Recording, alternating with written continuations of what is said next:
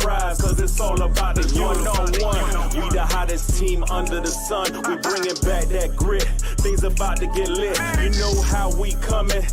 Ain't no new discovery. Come across that middle, you gon' need a long recovery. They asking if the U is back. Now we back to work, state of Miami intact. Crystal ball is back. Green tree is rocking. Don't need no beat. When we run through that smoke, you gon' feel that defeat. Category 5, what you gon' do? Better run for shelter, cause it's all about the you. Giving straight pressure, that ain't nothing brand new. Grinding for the prize, cause it's all about the you. This ain't no fraternity, but we straight steppers. We bringing that heat, nobody doing it better. Your record got you flying high, make your wings stop, no lemon pepper. Orange and green is on top, the recruits know it's a new era. College game day at the route, we buy whatever. We a family, a real tribe, championship survive. You see the U on the helmet, you know the vibe. We stay swagged out, putting y'all to shame, no surprise. Category 5, what you gon' do? Better run for shelter, cause it's all about the you. Giving straight pressure, that ain't nothing brand new. Grinding for the prize, cause it's all about the you. Championship's the motto. 83, 87, 89, 91, 2001. We about to get us another one. Let's have some fun. Let's go. We bleed this orange and green. You already know. Don't get this confused. We working. Go run for shelter, cause we coming. It's a cane thing, y'all wouldn't even understand.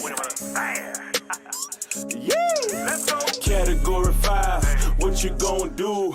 Better run for shelter, cause it's all about the you. Giving straight pressure, that ain't nothing brand new. Grinding for the prize, cause it's all about the you. It's all about the you. It's all about the you. It's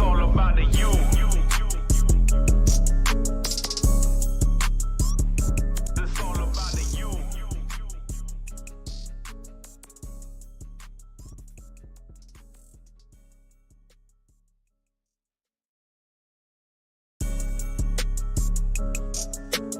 Winning lottery numbers coming up. CANES over here.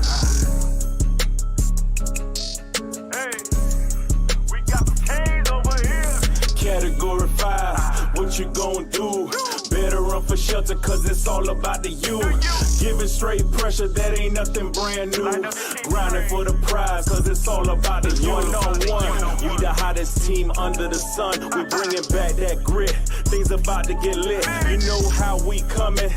Ain't no new discovery. Come across that middle, you gon' need a long recovery. They asking if the U is back. Now we back to work, state of Miami intact. Crystal ball is back. Green tree is rocking. Don't need no beat. When we run through that smoke, you gon' feel that defeat. Category 5, what you gon' do? Better run for shelter, cause it's all about the you. Giving straight pressure, that ain't nothing brand new. Grinding for the prize, cause it's all about the you. This ain't no fraternity, but we straight steppers. We bringing that heat, nobody doing it better. Your record got you flying high, make your wings stop, no lemon pepper. Orange and green is on top, the recruits know it's a new era. College game day at the route, we buy whatever. We a family, a real tribe, championship survive. You see the U on the helmet, you know the vibe. We stay swagged out, putting y'all to shame, no surprise. Category 5, what you gon' do? Better run for shelter, cause it's all about the you. Giving straight pressure, that ain't nothing brand new. Grinding for the prize, cause it's all about the you. Championship's the motto. 83, 87, 89, 91, 2001. We about to get us another one. Let's have some fun. Let's go. We bleed this orange and green. You already know. Don't get this confused. We working. Go run for shelter, cause we coming. It's a cane thing, y'all wouldn't even understand. Yeah. Let's go. Category 5, what you gon' do? Better run for shelter, cause it's all about the you. Giving straight pressure, that ain't nothing brand new. Grinding for the prize, cause it's all about the you. It's all about the you.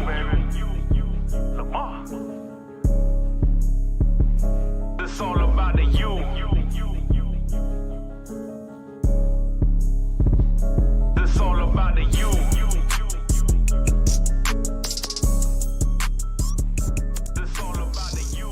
Yo, yo, yo. What's going on, Canes fans? What's going on? Late nighters, stand up. Let's go. No sleep squad. This is not abnormal for me. Not being able to sleep. I mean, it's really not that late, right? I'm saying late night. It's 10:21 p.m., but if your butt's got to be up at like 4 or 5 o'clock in the morning for work tomorrow, then this is definitely pretty late. But I'm used to being up until at least 2, 3, 4 o'clock in the morning, and that's just my messed up, degenerate schedule that I run pretty much 365. So what's going on, Canes fans? I say Canes fans. I see a couple of Georgia Tech fans and a couple people repping some other teams. Jenny was in here first. Jenny, good to see you. Sage EX, Chad, what's up, bro? Damien, Tropical in the building. Zach Jones, I told y'all, right there. Georgia Tech representing there. Josh with the U. Amanda, Joshua Gonzalez. Who else we got in here? DP Buck 32. Canes won and the Bucks won. Who did you guys play? Washington? That was Jaden Daniels' debut as a Commander, right? I watched a couple little games. I saw that comeback from the Dolphins, man. You got clips of Tyreek in handcuffs outside Hard Rock Stadium by the road. And then I check in and they're down like 17-7, I think at one point, or 14-7 at least. And then they come back and hit a game-winning field goal. Mike McDaniel starts 1-0 over the Jags. I think the Cowboys won today. And right now it's, the Lions were dominating the Rams. The Rams had 3 points last I checked. But yeah, the Dolphins got a victory today if you're a Dolphins fan. What's up, Christopher? Good to see you, bro. Mike says players must demonstrate more discipline, roughing penalties, false starts. Cleaning that up will provide players a better outcome against stronger opponents. I agree. And I think they'll clean that up. It was game 2. They got time to clean that stuff up. Josh, appreciate you. Paulie, Luke, what's up, man? Alan, Doug Strickland, Ink Kane. You need that for $500? I need a Kyron Williams touchdown, Luke. I need a Kyron Williams touchdown. What was my little parlay I had going? I talk all the time about my NFL touchdown parlays. That's what I always go for. If Kyron Williams scores a touchdown, which I can't see the game because I'm streaming, here was my ticket. This is my ticket. This is the ticket I played today. I posted it up on Twitter. I had Mike Evans touchdown, Tyreek Hill touchdown, Anthony Richardson touchdown, and I need a Kyron Williams touchdown to turn $20 into $455 to hit on my first ticket for the NFL season. So if Kyron Williams scores a touchdown, then I win $455. And I'll be so happy, bro, to win on my first ticket for the season. That's my jam. That's my jam is the anytime touchdown part. Whoa. He scored? Yo, did he score? Hold on. Yo. Whoa. Pause the stream. Time out. Did Kyron Williams score? We're talking number 23, running back for the Los Angeles Rams. Did he score? Hold up. Bro, I was praying before I started this stream, and I was like, nah, I ain't going to watch. I can't look. They scored. Did he score? He scored! Yo! Let's go! My wife's excited too because I got her into betting a little bit, and I told her, I said, if Kyron Williams scores, I said, I'm sliding you 100 after the stream. So she's pumped. She's excited too. Heck yeah. Let's go, man. First ticket. Hey, let's go, man. I have people ask, look, I'm not an expert. I'm not an expert at sports betting. Far from it. You always lose more than you win. Come on, let's be real. But I have people all the time asking if I would share my touchdown tickets.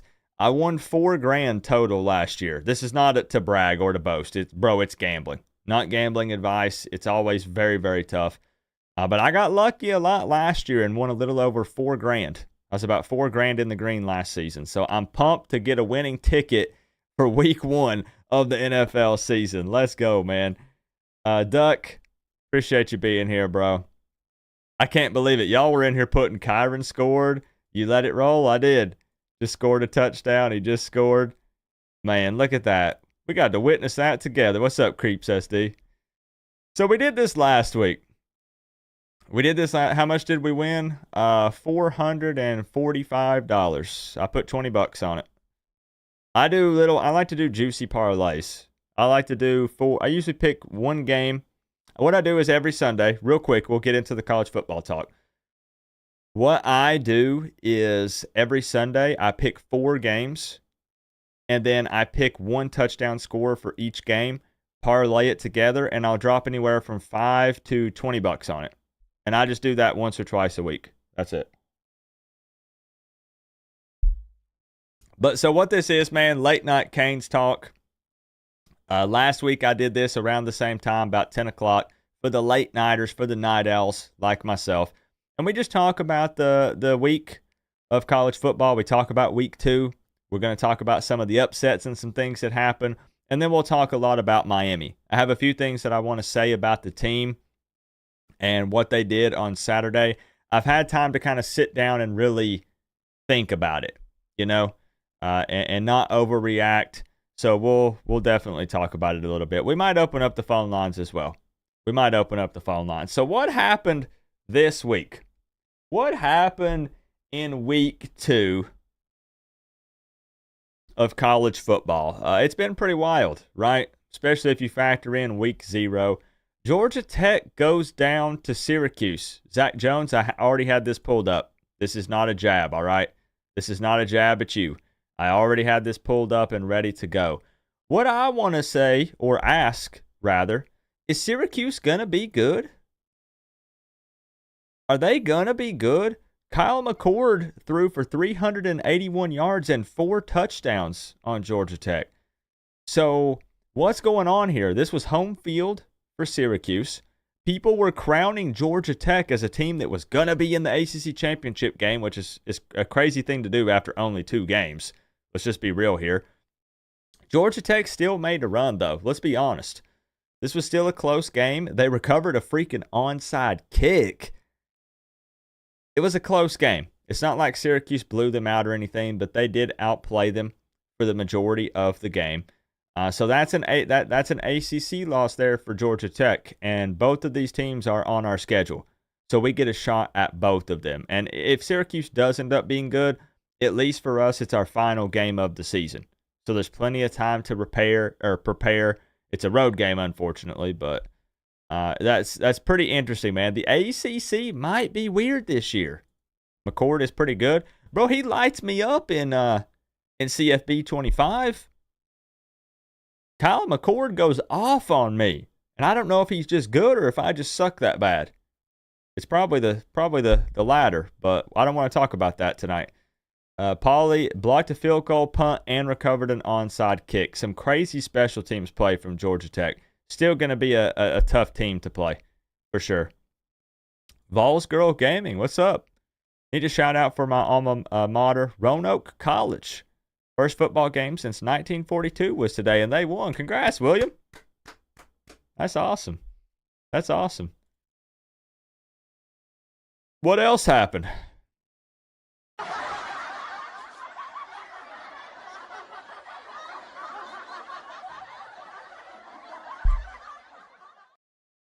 Now this is something that everybody in here can enjoy.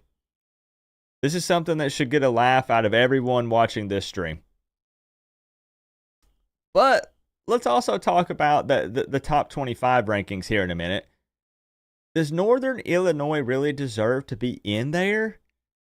This is what it takes. We'll talk about it. We'll talk about it. You on the side of your helmet. If I get a chance to call in, I'll tell you my take. Perfect. That's what I try to do with these, Zach Jones, is there's no flow, bro. There's no specific plans or anything for tonight. I do pull up a couple things that I want to talk about, but otherwise it's free game, wide open, whatever people want to talk about. So that's kind of what we go for on these. It's just, we're just big chilling. Big chilling. So thank you for the 2, Zach. Yeah, we'll do it. I would like to know what you say because you follow them much closer than I do. You ain't stopped crying? Man, there's definitely another game you're going to be crying later on this season, but we can talk about that when I get you on the phone.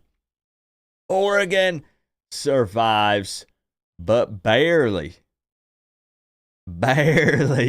against Boise State, 37-34. What a wild game there. I don't know, man. It's going to be interesting for Oregon. But what I wanted to talk about was this. I'm going to do a video on this later. What's up, Soggy? Don't worry, I'll contact you about the hoodie that you won. Don't worry, it's just a busy day for me. But I got you. NC State. Actually, you know what? Let's appreciate that as well. Can we appreciate that? But who didn't see this coming? I saw a lot of NC State fans typing away saying that they thought they were going to just demolish Tennessee. Really? Like, I know they got Grayson McCall. I know they were happy with that pickup through the transfer portal, but no shot, bro. No shot. I don't know what they were thinking. I don't know what they saw in their team to think that they were, maybe because it was on their field and not at Neyland. I don't know. It's easy to say it now, but I was calling them crazy all week last week. I said, are you serious? You're going to beat Tennessee? And they said, yes, Coop, we are so confident we're going to take it to the Volunteers. What, bro? That's crazy. That's crazy. But what do we think, guys? What's up, Canes Live 2? What do we think? Miami cracks the top 10. To wear to you. Top 10. Your helmet. Co-op, I'm worried about the Ducks. The way they've been You playing, should be. they ain't beating Ohio State. You should be. I also sent you some more DMs on Twitter. Hey, Daytime Cheese, I appreciate the one. Thank you, Daytime Cheese. I'll check that out after the stream. The Ducks should be worried. I've said this. I hate to be that boring guy. I do. I don't care where Miami stands number-wise in the top 25 as long as they continue to win. And I truly do mean that. But I do still like to look at it and say, okay, let's see, what are these people thinking? Do we feel like this is accurate?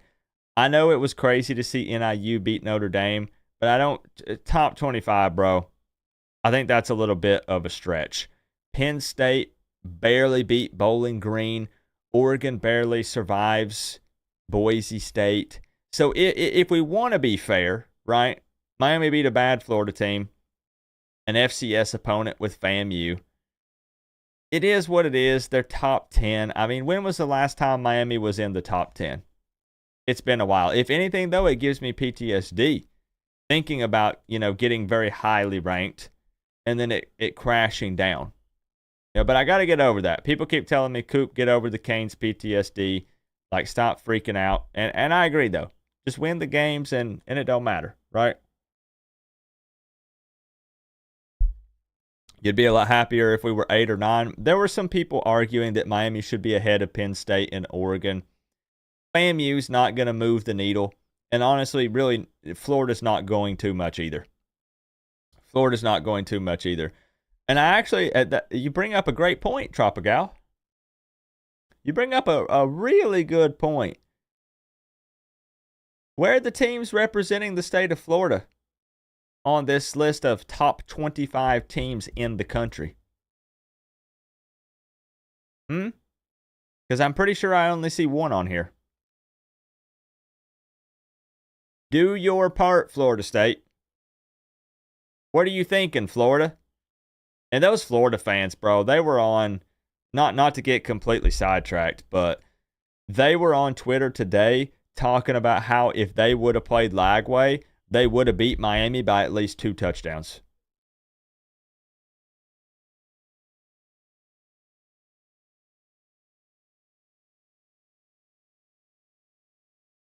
I said, it's a good thing you think that because you'll have another shot at us next year. But then it's going to be at our house, not at the Swamp. So we'll see how that works out for you, assuming you can even hold on to Lagway, because Billy Napier's probably not going to be there. Shoulda, coulda, woulda, exactly.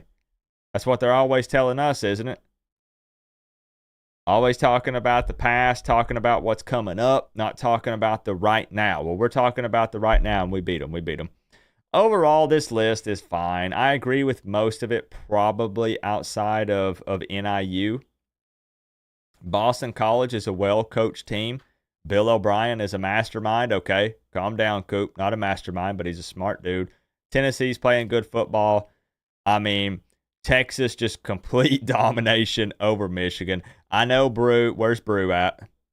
Where's Brew? I know he's going to be happy about seeing the Buckeyes at number 3. It's only a matter of time before Ohio State loses, though, Brew. We all know it's coming.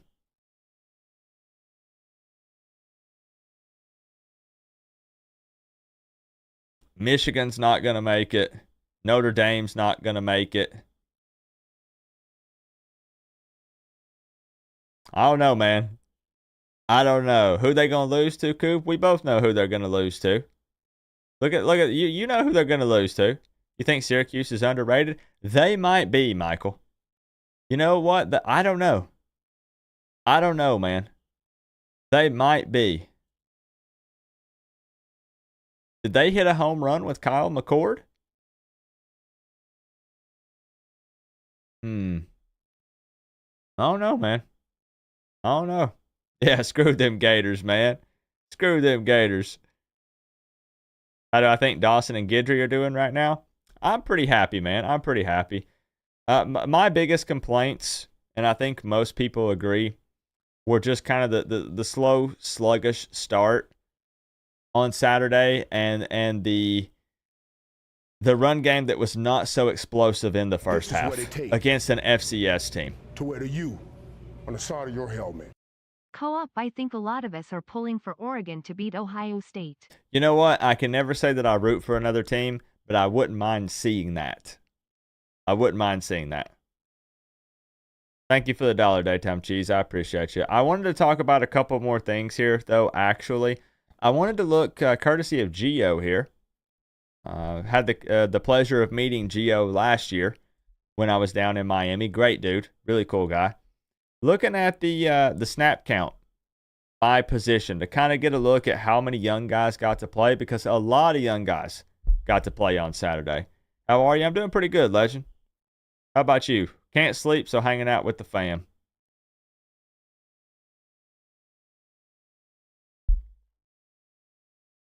Syracuse has a bye week this week as well.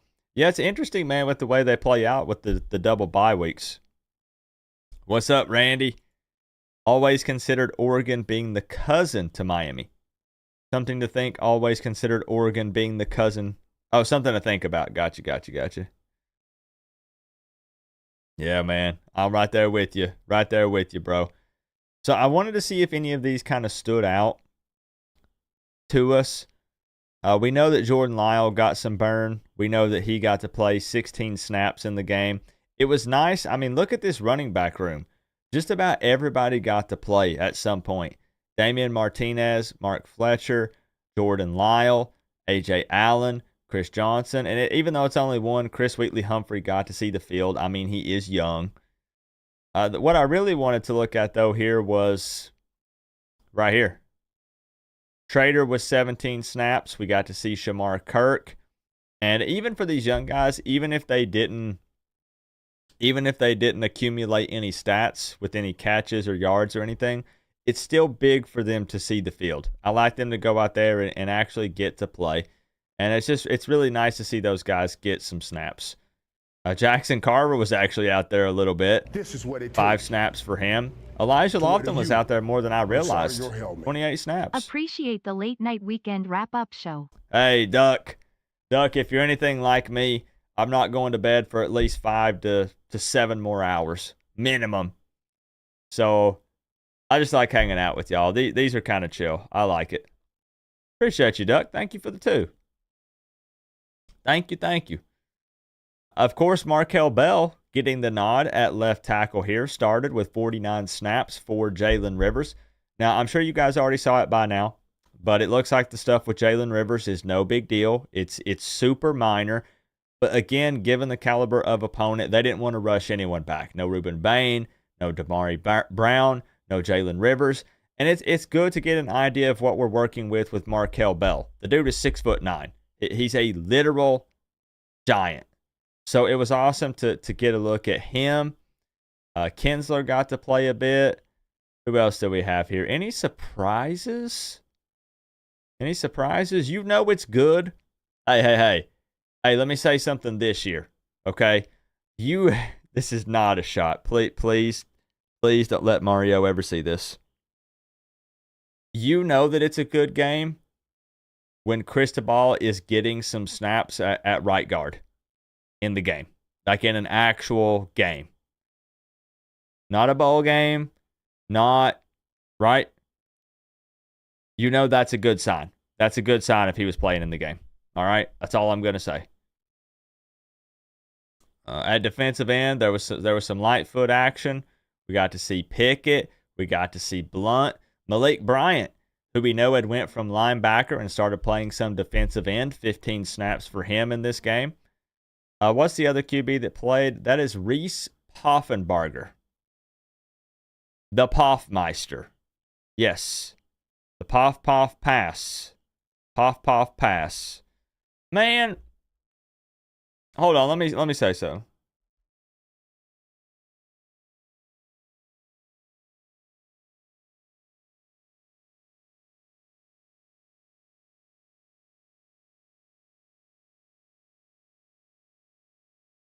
Don't worry, we got it handled. I don't want to give any attention.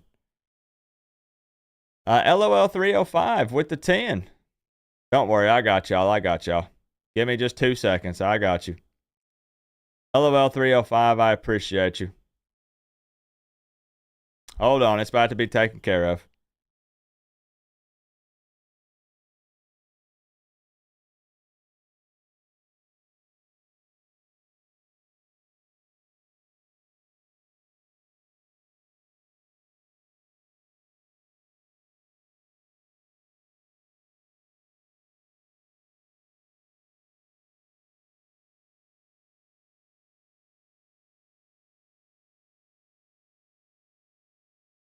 Now, see, this is when you know that Miami is playing well. This is when you know that opposing teams' fans are scared.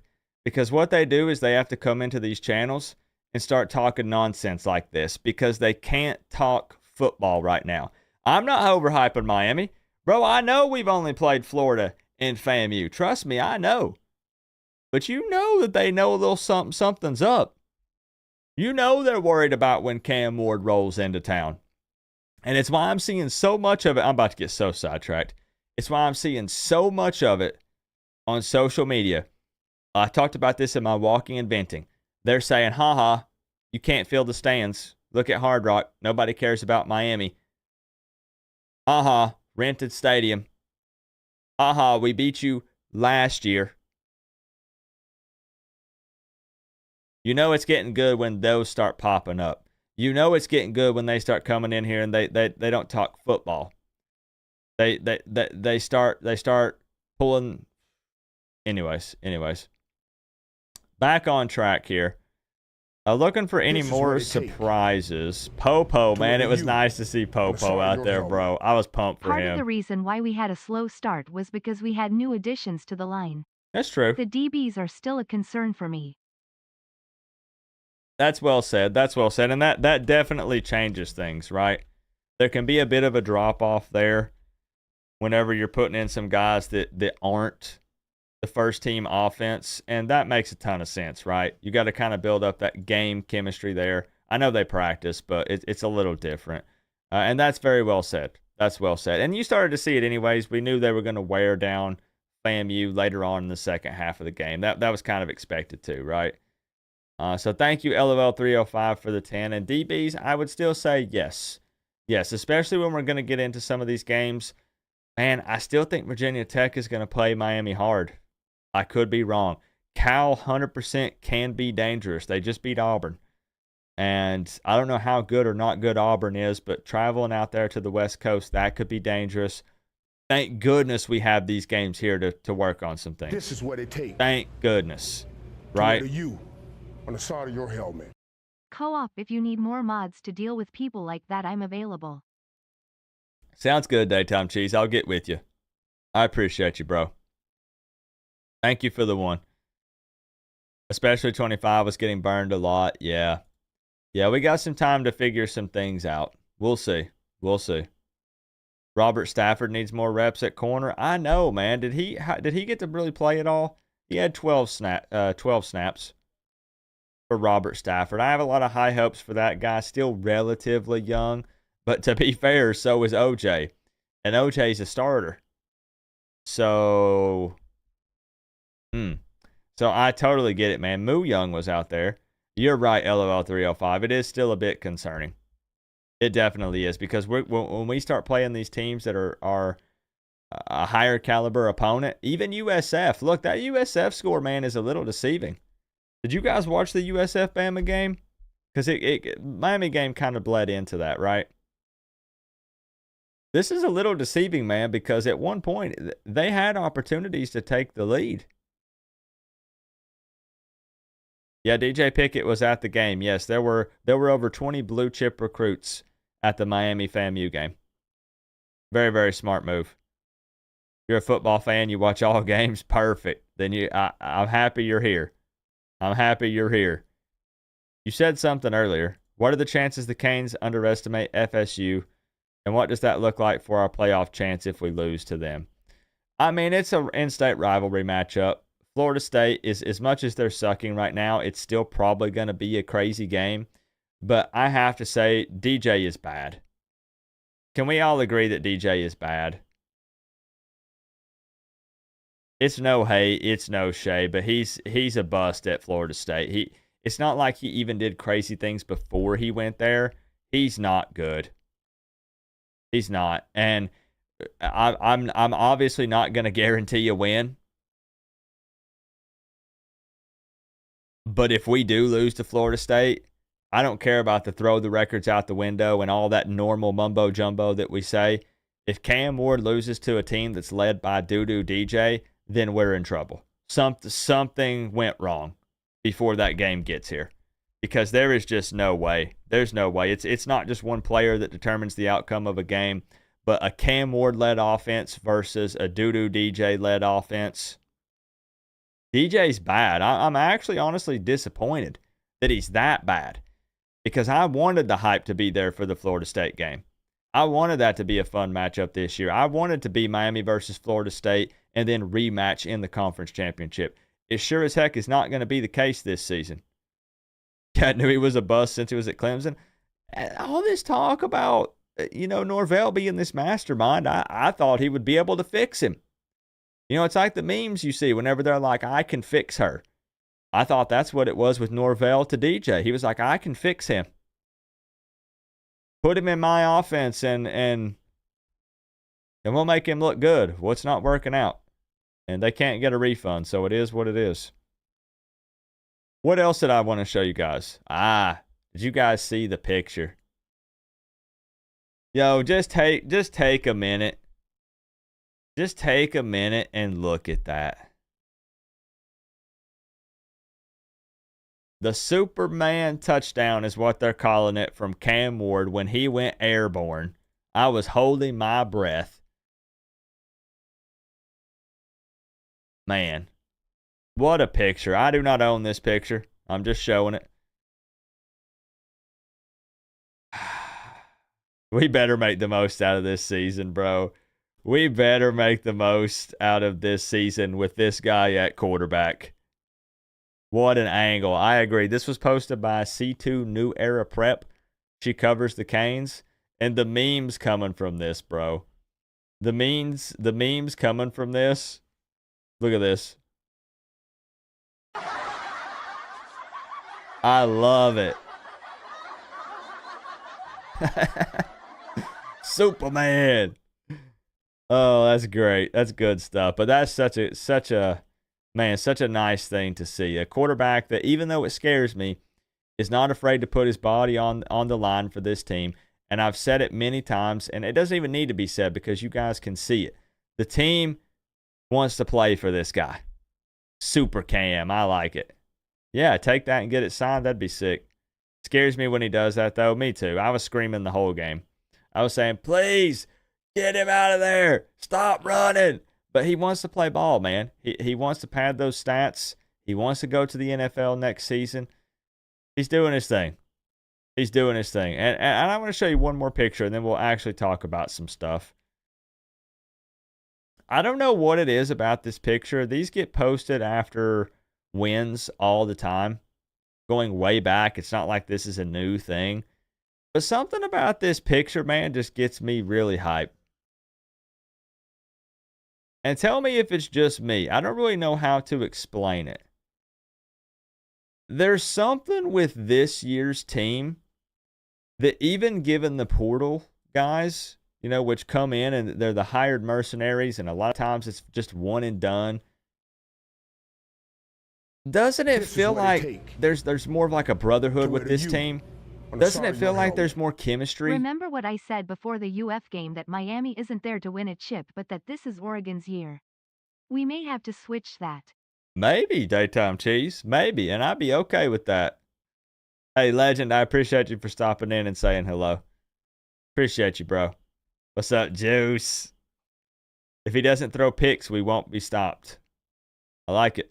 Cam is that dude, man. Like this, I don't know, this picture just hit different when I looked at that yesterday. I don't know what it is, man. It's just so often when you bring in these transfer portal players, it doesn't click right off the bat. And this year, when I say it feels different, everyone always jumps down my throat and they say, Coop, are you saying Miami is back? Are you saying Miami is going to win a national championship? I said it looks and feels different. I didn't say anything more than that. All I'm saying is, when you talk to these players, when you watch them take the field, it finally feels more like a team that's playing as one, that's playing together, a team that they actually care about each other. Can I be honest with you? Listen, come here. Do not repeat this. Look, it's a team sport. You know, it's your brothers out there. Like you're playing together. You look out for each other. There were a lot of players on the team that could not stand Tyler Van Dyke. Not just because of his play on the field, but for a lot of other reasons as well. He was not a leader. It's more than just being vocal. It's different with Cam. I'm not saying that he's a Heisman quarterback. I'm not saying they're winning the Natty. Stop jumping to conclusions and putting words in my mouth. But they want to play for this guy. And I don't know, man. I said it last week. This team feels special. You can be special and not go all the way, so to say. Just this team feels special. And we'll see how far they go. We'll see. Cam was watching live games on the tablet when they put Reese in the game. What was he? Was he studying the opponent? But they got a lot of love for Cam, man. You got Tyler Barron towering over everybody back here. Just an absolute unit. This needs to be my desktop wallpaper right here. Something about this picture. Just something about that picture, man. I'm here for it. I'm here for it. The chemistry's there, and it feels good. It feels good. It really does. I just don't know right now, because it's far too early, but who are going to be the top dogs in the ACC? Let's get some overreactions.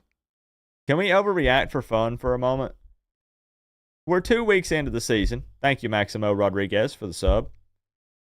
We've seen so many ACC teams that have not played each other, so it's impossible to judge. Everybody's throwing Clemson under the bus because they lost to Georgia and then beat a nobody. I get it. But it's really tough to say who the top dogs are going to be. I think you might be able to put Boston College in there. I think Georgia Tech still deserves to be in there because they didn't give up in that Syracuse game. They're physical. Louisville is an extremely well-coached team. They're going to be in the mix. Miami is certainly going to be in the mix. And I think that might be the top 4. And you might be able to push and put Syracuse in there. Maybe. I think that Clemson still ends up being pretty good. I do think so. I think that's a solid list, Soggy. Miami, Louisville, Clemson, Syracuse. You like Duke? Really? Miami, Georgia Tech, ACC Championship. Whoa. Okay. We're overreacting. Let's overreact here. Clemson versus Miami. Bro, I would have to go if that happened. Because I went to the 2017 conference championship game. And if we have an opportunity for some revenge, I got to go. Yo, you're good, Chad. Man, it's late, bro. It's Sunday. I know. People got to work tomorrow. It's all good, bro. You're fine. Duke is 2-0. I mean, they are. You're not wrong. You're more worried about Cuse than Clemson? You know what? That's fair.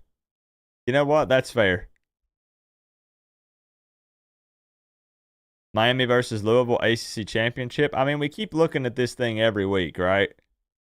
And we'll continue to look at it every week as games are played just to see how we feel about it. It still plays out. It appears to play out perfectly in our favor. Doesn't it? It really does, man. Just the way that all this lines up. But you're right, though. That Cal game will start to worry me more and more. And then to have a bye week, a.k.a. bye week curse, Mario Cristobal not won a game off of a bye week, to follow it up with a second away game at L&N Stadium against Louisville.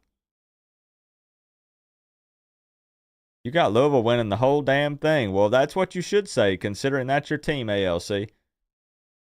I wouldn't expect any other answer from you. What's up, Crip?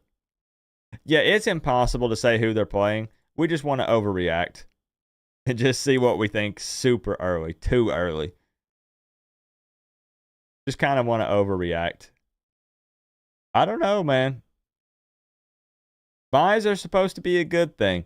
Yeah, it'd be nice if I felt that way about it. Sure would be nice.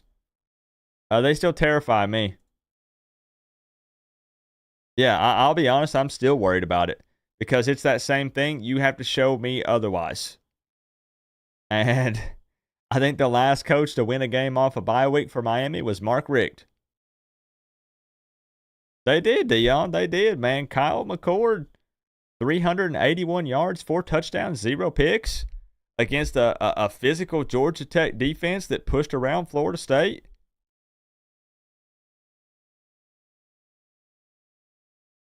You should be able to log into the new Xbox. Let's go, Crip. Heck yeah. You want revenge on Virginia? Fair. But yeah, man, we're a top 10 team right now. Ain't that something? We're a top 10 team right now. But it's definitely a wild year. We have Ball State coming up this week at 3:30. That's going to be a 3:30 p.m. kickoff at Hard Rock Stadium. That's a MAC team, so another FCS opponent. They've only played one game. We're gonna be their second game of the season. I think this past Saturday they played Missouri State. They did.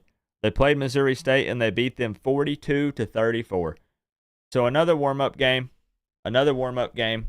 for the Canes before taking on the big bad USF.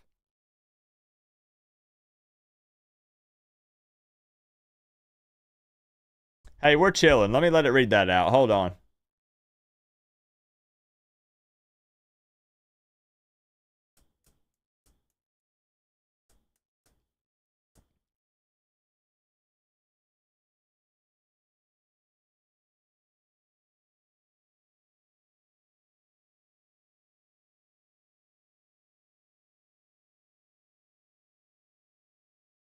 Oh, you're right. What did I say, Gavin?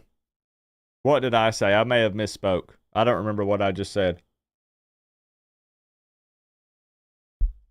What did I say? I may have misspoke. I may have had FAMU on the brain. Thank you for correcting me if I did, Gavin. Oh, my bad. Did I say FCS? My bad, my bad. I misspoke. Thank you, Gavin. I'm thinking FAMU. I got FAMU on the brain. They're a MAC team. They're a MAC team. I said that and then turned around and thought of FAMU.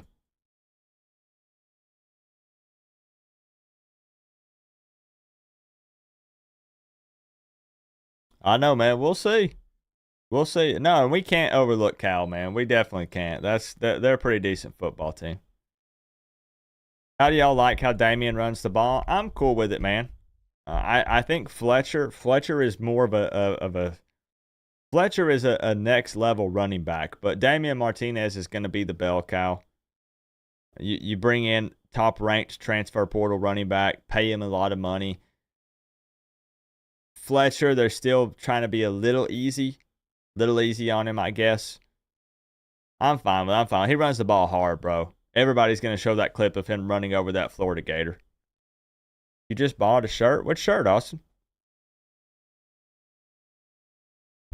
You want to be a top 10 team or do you want to be a national champion? I mean, I don't actually care about the ranking at the end of the day. It's not that big of a deal.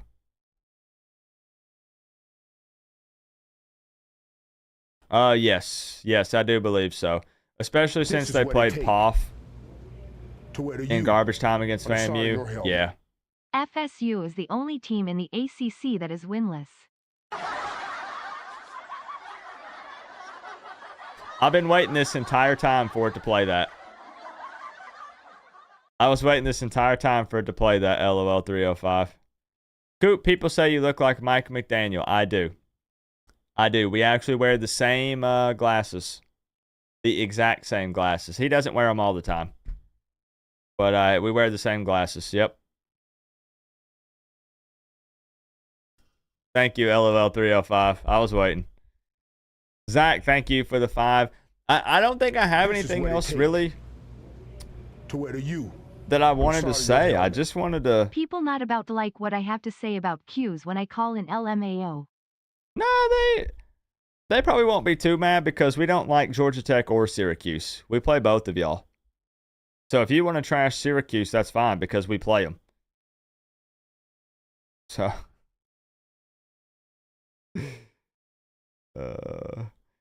I just really wanted to talk about how, man, this team really does. Man, I think they're hungry. I really think they're hungry. I know that has been a big push from Mario is for this team to not be satisfied. And I understand that every coach pushes that, but it's year 3 for Mario. I think that we've seen the culture finally actually shift. We're seeing the impact of a couple of recruiting classes under Mario. We're able to compete in the trenches. We're building some depth, some better decisions when it comes to bringing in transfer portal guys that have proven production, that have, can make an immediate impact on the field. And that applies to every coach. They're all trying to grasp how to work this transfer portal in the best way possible. Everyone except for Dabo Swinney, of course. So I think you're starting to see, the impact of a lot of these things. NIL, obviously, Miami having a blank check and being able to pay the big bucks if it's someone that they want. And as I said, hey, Amanda, I appreciate you. As I said in my walking and venting, no overreactions, but man, it's looking like the stars could possibly align. Florida State's down. Florida's down. Looking like Miami could be the best team in the state of Florida. You have some big-time top 25 teams dropping games that they shouldn't and just paving the way and opening things up for Miami to possibly make a run. One game at a time, 1 week at a time. And Mario is pushing for these guys to stay pissed off, hungry, be driven, and I think we're going to see that. Stars blow up sometimes. Well, let's not talk about that.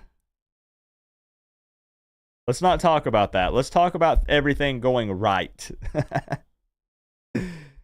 Why do you think Colby Young transferred to Georgia? There was a lot of reasons. A few that I...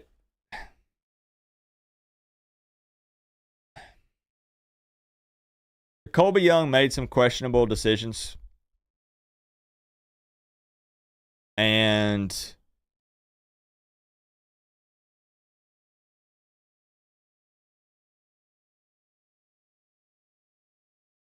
there were some things they were trying to figure out while he was still here, there towards the end, and it just wasn't going to work out.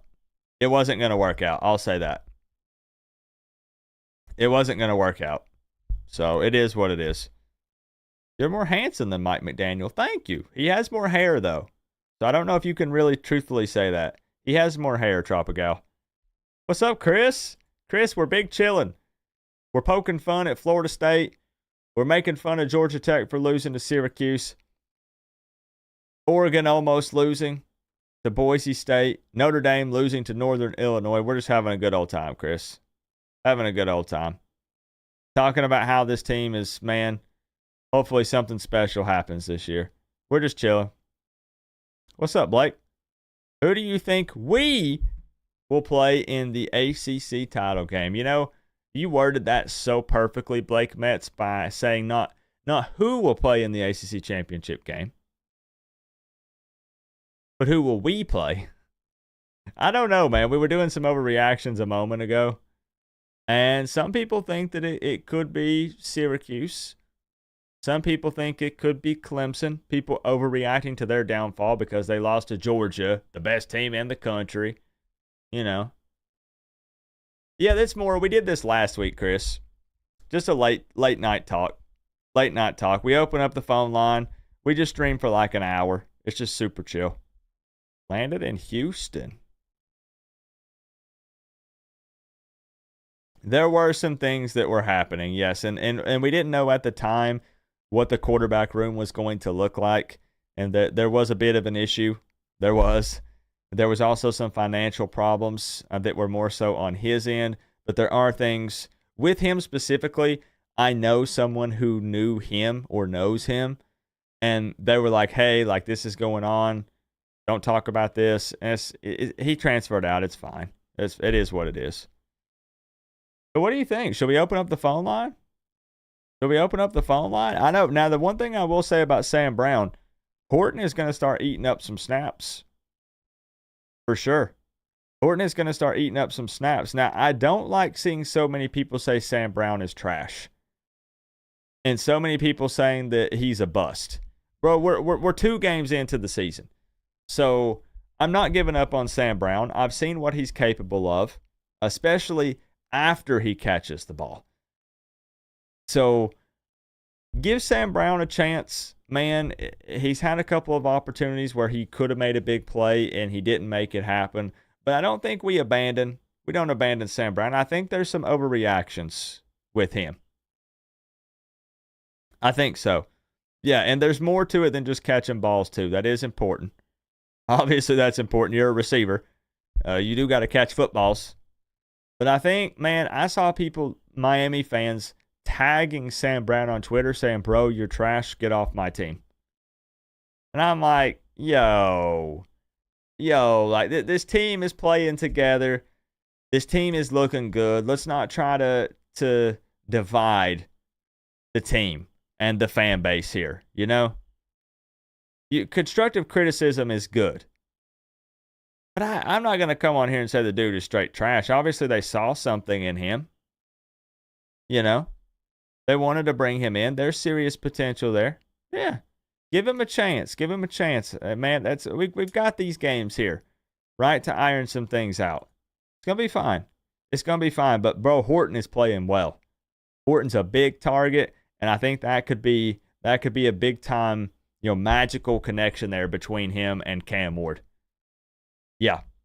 They all have potential. And, I mean, they do. But it's just with Sam Brown, with it being a portal guy, people are quick to attack, and they're like, hey, get him out of here, which is just crazy. So let's get the phone line open up. We did this last week. We take a couple calls. I won't be live long, y'all. We'll be live until maybe midnight, something like that. And just we can talk about anything. We can talk about anything. We can talk about the upsets from week 2. We can talk about, if you think that fans should be pumping the brakes on this Miami team, if you think that it's okay to be hype and excited only 2 games in, like we just talk about it. Yeah, man, expect to see more and more and more Elijah Lofton. No way the Rams took the lead. Chris, you missed it. We hit a parlay live on stream. We hit a parlay live on stream from the Rams game. I was hyped. All right, let's get it opened up.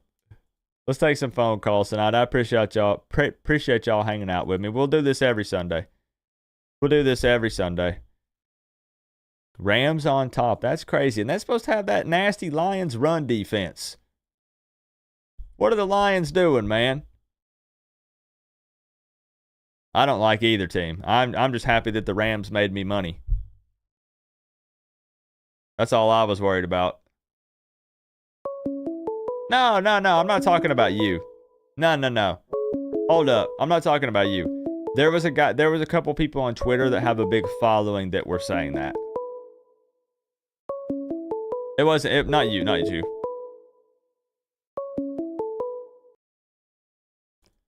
Yo, we got Connor. What's up? What's up, Coach?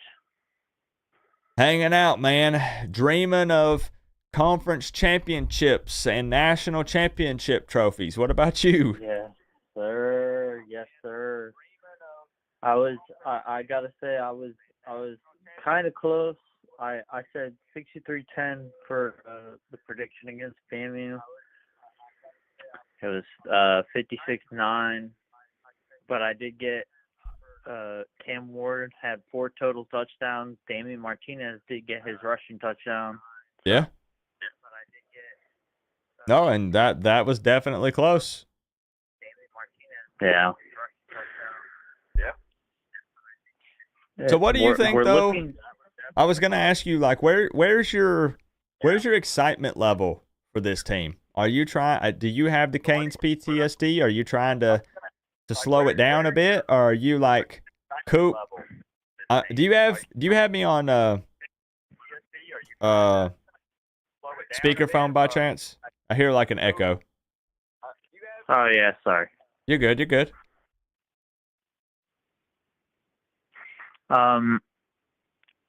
I think we're obviously a playoff team. I think we're the best team in the ACC. I don't know if you saw NC State got their ass beat. Georgia Tech lost to Syracuse. Mm-hmm. So it's our conference to lose at this point. We gotta show out. We gotta keep pushing forward. And well, I just want Miami to be in the driver's seat. I don't want it to be we're coming up on game 10 or 11 and I'm making those really stupid, silly videos where I feel like I need to have like a board and I tie pieces of yarn to thumbtacks and I do all these crazy mathematical equations to try to figure out how Miami can still get into the ACC championship game. You know the ones I'm talking about where it's like this team has to lose to this team, but then this team has to win out. Yeah. And this, I get so sick and tired of that. We need Miami to just take care of business and run the table in the ACC and get in there. For sure, yeah. The only thing I'm concerned about schedule-wise is so we have that bye week, and then we have to go play at Louisville, and then we get Florida State at home the week after. So it's kind of a tough 2-game stretch there. Mm-hmm. But at least we got the bye week. Well, hopefully it plays out in our favor this time. Yeah. I really do think. I hope so. Do you guys think it's far too early to do this too? I wasn't planning on making predictions and doing that kind of stuff. I don't think the bye weeks are actually going to be an issue this season. I actually think for once that it is going to play out in our favor. Yeah, I think so. I don't have anything to back that up. It's just that, I think that's somewhere where I have to understand that I'm focused so much on the past and the fact that bye weeks have always been an issue. I think the bye weeks are timed perfectly this season because after traveling to Cal, then we get to rest, and we have an extra week to prepare for, guess who? Louisville, a very well-coached football team. So that should be huge. And then after Georgia Tech, which we're going to beat in Atlanta, then we get another bye week before we finish up, those final 2 games. So I think for once it's actually going to be an advantage with the bye weeks this year. For sure. I think something that'll carry us is this is probably the most talented Canes roster I've seen. I think with Cam Ward at QB, such a step up from Tyler Van Dyke. It's insane. It's crazy what a good quarterback will do for a football team, ain't it? Yeah. It's almost like it's a really important position on the team. For sure. Yeah. It feels good. I honestly, he's the best QB I've seen at the U in my lifetime. I mean, I watched Ja'Cory Harris, Stephen Morris, Malik Rozier. I think Cam Ward is 100% better than all of them at the QB position. Yeah, it's just wild when you look at his skill set and the way that he carries himself, right? Like both on and off the field. It's such a crazy difference, and it's so refreshing. We talked about it in the game where we said it's so nice to, see when he throws a deep ball. With Tyler Van Dyke, we knew it was basically 50-50. Is he throwing to the defender or is he throwing to a Miami Hurricane? With Cam, he's going to throw interceptions. He threw one against Florida, none against FAMU, but he's going to. They're going to air it out at times. He's going to throw a pick. It happens. But you're not having to hold your breath when he throws the ball. And I've said before, sometimes he almost looks too calm back there. It kind of freaks me out a little bit. I don't know if the game is in slow motion for him. He's that confident in the line. He knows that he can break tackles and escape the rush. It's probably a combination of all of those, but it's just so nice. It's so refreshing for Miami fans to feel confident in the quarterback that we have. Oh, for sure.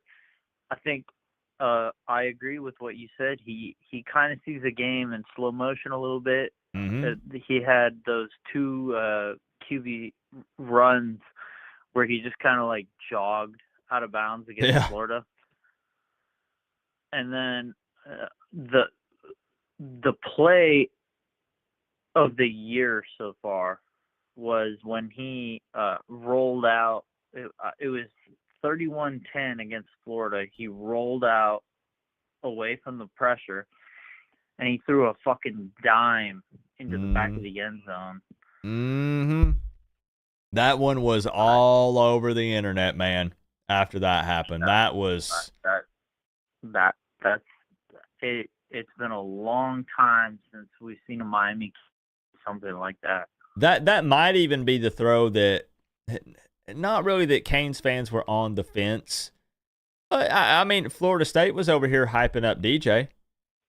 So what I'm saying is that when he made that throw, Canes fans were like, okay, this might be the guy. I'm on board. I'm all 100% behind Cam Ward because they got to come out. They got to do something. They got to prove themselves. And when he made that throw, man, the internet blew up over that throw. When I saw that throw, I was like, damn. Boom. We have people in here right now, and they said that was my moment when they knew. When you seen him make that throw. Yeah. It was for me, too. That's why I said it. It was for me, too. Yeah. We look good, brother. We do. It feels good, man. I think it's the funniest thing ever, and then I'll let you go. How how scared I can tell these opposing teams' fan bases are. Are you seeing it? Are you seeing it online? How now all of a sudden we beat you last year. Well, we're coming for you in 2025. Well, okay. No, so okay. My best friend is a Knoll fan, and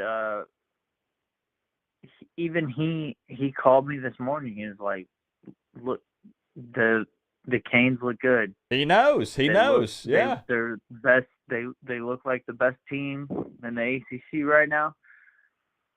And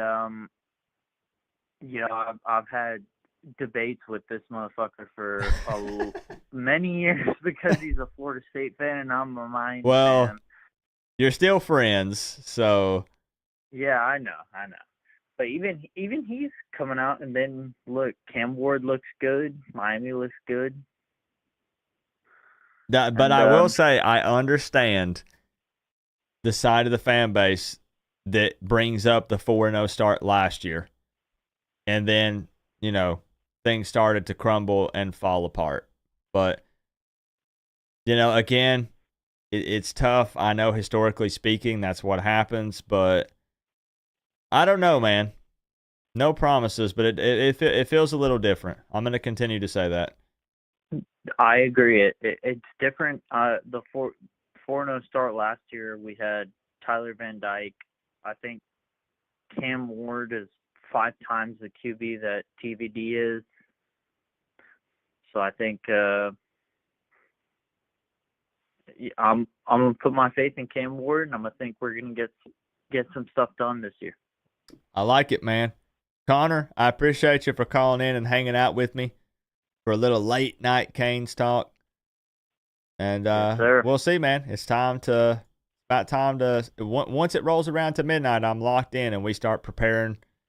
No, I'm not trying to sound like I'm a player. I'm talking about I'm preparing preview videos and skits and stuff for Ball State.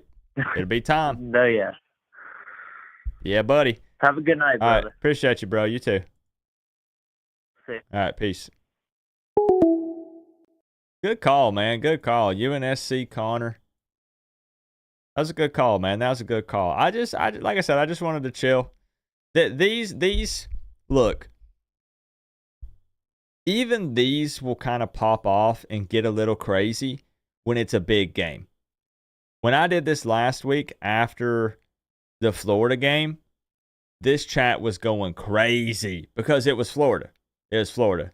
This week was FAMU. I literally even titled my post-game video, Miami cruises through FAMU. They did everything they were supposed to do. Obviously, need to play more disciplined football. Can't start slow and sluggish like they did in the first half. Run game has to be a little more explosive regardless of, personnel changes and stuff going into the game. When we play some of these bigger teams like the Virginia Tech game, the Cal game, all that. But overall, it's tough to be upset with that type of victory, They literally pulled their quarterback out because they knew they had no chance of winning and they didn't want him to get hurt because Miami's D-line is mean and nasty and they were going to get that dude killed if they left him out there. That's a bit of a stretch, but he was going to be hurting. Best late night stream ever. These are chill, man. It's so funny because this is more. I'm talking to y'all, to the late nighters that are here with me. This is actually more who I am in real life, day-to-day Coop. So it's not that I'm not high energy, but I'm an exaggerated version of myself when I'm in entertainer mode, if that makes sense. And those of you that have met me in person know that. And those of you that are familiar with how the YouTube game works, you understand that. But not a lot of people do. I'm not always bouncing off the wall. I'm not always going crazy. I'm actually super chill. I like to exaggerate myself a bit for the shows because I love to entertain. That's my jam. Let's open it back up. Let's open it back up here. We'll keep them brief tonight, 5 minutes or so. You ain't heard nothing from your friends that are FSU fans? They know. They know. They know they talked all that smack in the offseason, and that quarterback they got didn't pan out. I knew as soon as I saw the Polar Pop sponsorship that it was game over. Inked Kane, what's up? Coop, what up, man? Hey, it ain't as hard to get in here if we just go live Sunday at almost midnight, right? I'm about to say, like, it took me one call and went right through. Yep. Hey, people got to work tomorrow, man. There ain't football tomorrow. Well, there's NFL football, but that's who plays? I think 49ers and Jets. I thought it was the Lions. I'm watching Lions Rams in OT. For tonight, yeah, but for tomorrow, for people who yeah, I have no idea, man. Yeah, bro, I'm it's all about the Canes, man. That's it. It's I will say this though, because I'm in the same boat. But it's what's his name's second debut with the Jets? Aaron Rodgers. He broke his ankle or something last year, like first drive of the game or something. So that's gonna be crazy. Yeah. All right. So Inked Kane. What's up, brother? Inked Kane. Is it okay to be excited? Because sure. I'm fighting it. I'm being 100% honest with you. I'm fighting it because I don't want to be let down. Look, I'm 40. I'm going to be 43 this year, right? So I've been through like the good times. I used to like when we would lose because we always played like Saturdays, right? Mm-hmm. I used to like get ready to go out with my friends, watch the game while I'm getting ready to go out. If we would lose, I'd be like, I'm not going out tonight. Right. Like it would piss me off that bad because I wasn't used to losing. And we were always ranked, right? And everyone wanted to beat us. Now I'm used to us losing, right? I'm surprised when we win and we win like significantly. And like the team what I'm saying this year is one game at a time, right? Just take every game 1 week at a time because I'm not trying to jinx anything. I'm not trying to, no injuries, no stupid plays, nothing like that. No close games. I want to dominate every game and then just go in the ACC championship, win it for the first time, and then I'll be cool. I don't care what happens after that. Honestly, I don't. That's fair because wouldn't you say that's still a pretty special season? Oh, hell yeah. I mean, hell yeah. Yo, like, hell yeah. There's no way Miami goes, you said go and win it, right? Go and win the ACC? Okay. Yeah. There's no way any Canes fan can be disappointed. You can be like, oh man, like I wish we could have went all the way. Like this was our shot. We have never won the ACC, so if we do that, that absolutely is a very special season. I would be over the moon if we could do that. Yeah. I mean, we can even lose one game, which I don't want to, but we can even lose one game and still make it to the ACC championship and still win it and still go to the playoffs. That's still cool with me. And if we make it a somewhat close game, whoever we're playing with in a playoff, if it's like a really good team like a Georgia, Ohio State, or whatever, I don't want to play Ohio. I don't want to lose to Ohio State. I don't want to play them. I know. Like, okay, yeah. I would love to see that changes. I would love to see a rematch between Miami, Ohio State, and we actually come on top, so I can die happy. I can die happy, bro. Can you imagine? I'd have to find a way to go to that game. Oh, for sure. There's no way. Like, and the amount of the tension that will be in that stadium, Miami and Ohio State fans meeting up. Well, see, I live here. I live here in Ohio. I know, like over here. Yeah, I know, bro. It's. I live in Canton, so it's like football. The Hall of Fame, everything. And every Friday, like it's starting to turn fall here. I don't know how it is in Tennessee, but like you can smell it in the air. You can feel it at night where you got to put on a hoodie or something. Yep. I went outside today and wore a hoodie. It was the best day ever. Yeah. So it's like it's that like the high school is right down the street from me. I can hear the announcers. I can hear the crowd. I can see the lights and stuff. Okay. And it's like that's what they do here every Friday. You know what I mean? It's just the suburban, you know what I mean? The suburban family goes to watch the kids play, and all they do is wear Ohio State stuff. The bands, all they do is play the Ohio State. Like, they do the same stuff that Ohio State does. I'm just like, This I is hate what it. it take I hate it. to wear the U. I can't, On the like, you side of see your me like, helmet. what is that, Arthur with the fist? I'm FSU always like fans that. haven't gone anywhere. You know what I You mean? can You know what I kiss my mean? polar I'm just Yeah. like, Lol. get it out of my face. But like my real good friends, that they know. They know I'm a Miami fan. They used to give me shit. I don't get shit anymore because we used to lose all the time. So now it's my turn. My Michigan fans, I send them texts. My Ohio State fans, I'm like, without Jeremiah Smith, you guys would be trash. So See, and that's why, look, trust me, I get hundreds upon hundreds of comments a day on these videos that I upload. And all these the opposing team fans, man, yeah, now y'all in here, y'all are talking shit now, huh? And I'm like, we've been waiting to be able to run our mouths a little bit. So yes, we are going to. We are going to. If we continue to win, it's only going to get worse and worse from Miami fans. Yeah. So y'all better watch out. I'm telling you. exactly. And I'm like a realist. Like, I would talk shit about Miami if we're trash. Yeah. I think we all do that, right? Like, we're like, oh my God, Van Dyke, come on, man, get out. Like, you remember how it was last year? Like, he gave away like 3 games. Mm-hmm. And I don't know what he's doing in Wisconsin. I saw the first game. I'm like, you know, Wisconsin, the Barstool Wisconsin Twitter was like, Miami, we are so sorry. Like, Tried to tell him. you guys want them back? Yeah. Nope. No returns. And it's like, you know, with Cam Ward, it's totally different. And I hope he continues to play how he's playing. And I hope our O-line becomes more dominant with the run blocking. Because I want to see like these 70-yard touchdown runs and stuff. Again, two games, no big deal.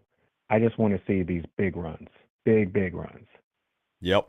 So that's the only thing I'm like still like about is right now. It's just game by game. I want to see us get better, not worse, not regressing, get better. Yep. But I'm happy as shit right now. I'm cool. We're 2-0. Get next week done with, and then that's where I'm like, because we play South Florida after that, right? Yes. Yeah, we play South Florida after Ball State. Correct. Yep. And I watched that entire game, and that QB is basically he's a running back / QB. He's a running QB. Mm-hmm. Their D is pretty good. Bama's not the Bama of old this year. But it's still going to be a hard game because don't we play them in Tampa? Yes. So yeah, that's a away game for us. Correct. Yeah, and people are going to show up for that shit. They want to beat Miami. Like, they'll still show up. Oh, yes, man, bro. I mean, unless just we have a historic meltdown this Saturday against Ball State, they're playing a top 10 ranked team. Yeah, you're right. So everybody, man, night game. We already have a target on our backs, you know, game to game, year after year anyways, let alone now being a top 10 ranked team. When you said that you were like expecting maybe a couple big plays by FAMU or FAMU, Mm-hmm. I was like, I didn't think they would. And like maybe 1 or 2 against like in the 3rd or 4th quarter or something like that. But when they actually had some against our starters, I was like, what the hell is going on? Yep. That's why it didn't freak me out too much, because I figured, you know, we would adjust. They would, again, we would wear them down in the trenches. But I kept saying they really do have some good football players. They might not. It was interesting. I was actually surprised they had to play from behind against SC State, and that they didn't beat Norfolk by more than they did, because I think FAMU is capable of winning, I guess, really probably almost all of their football games. I think they have one more. I know we've already moved on, guys, but don't they have one more big opponent? Troy. I think they were talking about Troy. They're worried about hanging with Troy. But outside of that, man, they play freaking Southern U, Prairie View. They play Bethune-Cookman. Like, they're Gucci. They're good. Yeah.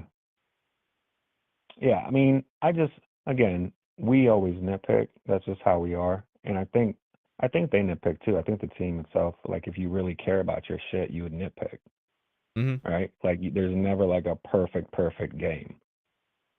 And even if there is, you got to find something to be like, look, we need to work on this or whatever as a coach or, you know. But it's just, I just want to see us come together and really beat these teams that we're supposed to beat. And then the teams that are pretty good, we can still beat them handedly, like more than by 3, more than by a touchdown. I just want us to be working at all cylinders, man. I'm excited. I'm not pumping it up too much yet. I've already been down this road before. I'm not pumping it up too much before. Just every week, week by week. Let's go. See, get that dub. I love the fact that you spoke on how literally in the past, Miami losing would ruin your entire weekend. Oh, and that's why I said I never push this on people, because every fan is different in the way that you approach the games and stuff, and there's nothing wrong with that. I just always tell people that what works best for me is tempering my expectations and then hoping to be pleasantly surprised, because if I was the same way you were, to where I would run my mouth and I would talk that talk, and then I believed Miami was winning every game by 2-3+ touchdowns. It didn't matter who we were lining up against, and then we would get embarrassed. And then on Sunday, I would just sulk and mope around, and I didn't want to talk to anybody. Don't invite me to anything, and I don't do that anymore. Like of course I'm all in, but like it's not going to determine what I do, the following day if Miami wins or loses, because at the end of the day, I'm not in the weight room training. I'm not preparing for the game. I'm a fan who's just watching it. I have no impact on the game outside of if you go to the game, crowd noise or something, but you know what I'm getting at. Yeah, I get it. But so that's why I started out the phone call saying, hey, is it okay if I get a little excited? Because I've said it. I'm scared to be too excited because it is early. But not jumping to anything, but I love the way this team plays together. I really do. No, I feel like we're going to see, when they face some more adversity, because there really wasn't a lot in the Florida game. The most you could say was that big run for Montrell Johnson. But, they didn't fall behind. That was a busted play. Exactly. Yeah. I feel like this is the type of team that they're gonna huddle up on the sidelines, and they're going to be like, let's take care of business. We can handle this. And I'm confident in that with this year's team. Not just look, Florida, I know. FAMU, I know. But I'm telling you, I feel good and I feel confident in this team. It doesn't mean undefeated. Those words are not leaving my lips, but I really like this year's team. I do. Yeah. And that's what's going to happen, is that one game that we have where we do face adversity, where it is close, because it's going to happen. Mm-hmm. And that's where we're going to see where we're at. That's where we're going to see who Cam is, and that's where we're going to see how much we've went from last year to this year. And then when we put shit away and we're like, oh my God, I'm super excited now. Yep. Because again, before we'd be like shit, right? Exactly. Yep. You're like, Van Dyke's going to throw up an interception, or when we were driving, I'll be honest, when we were driving against Florida State with Emory to try to come back, in that game, as soon as he broke his freaking arm or whatever that was, and no hate, but would they put Tyler Van Dyke in? I said game over. Yeah, I had no hope at all, none. Same thing with North Carolina. Like when we're like, oh, we have a chance to win. I'm like, no, he's gonna throw. Nope. Yep. Did not believe at all. Just sorry. And it's like it sucks that we're talking like this about him, But the truth is the truth. Like it's the reality. And, yeah. Yeah. So.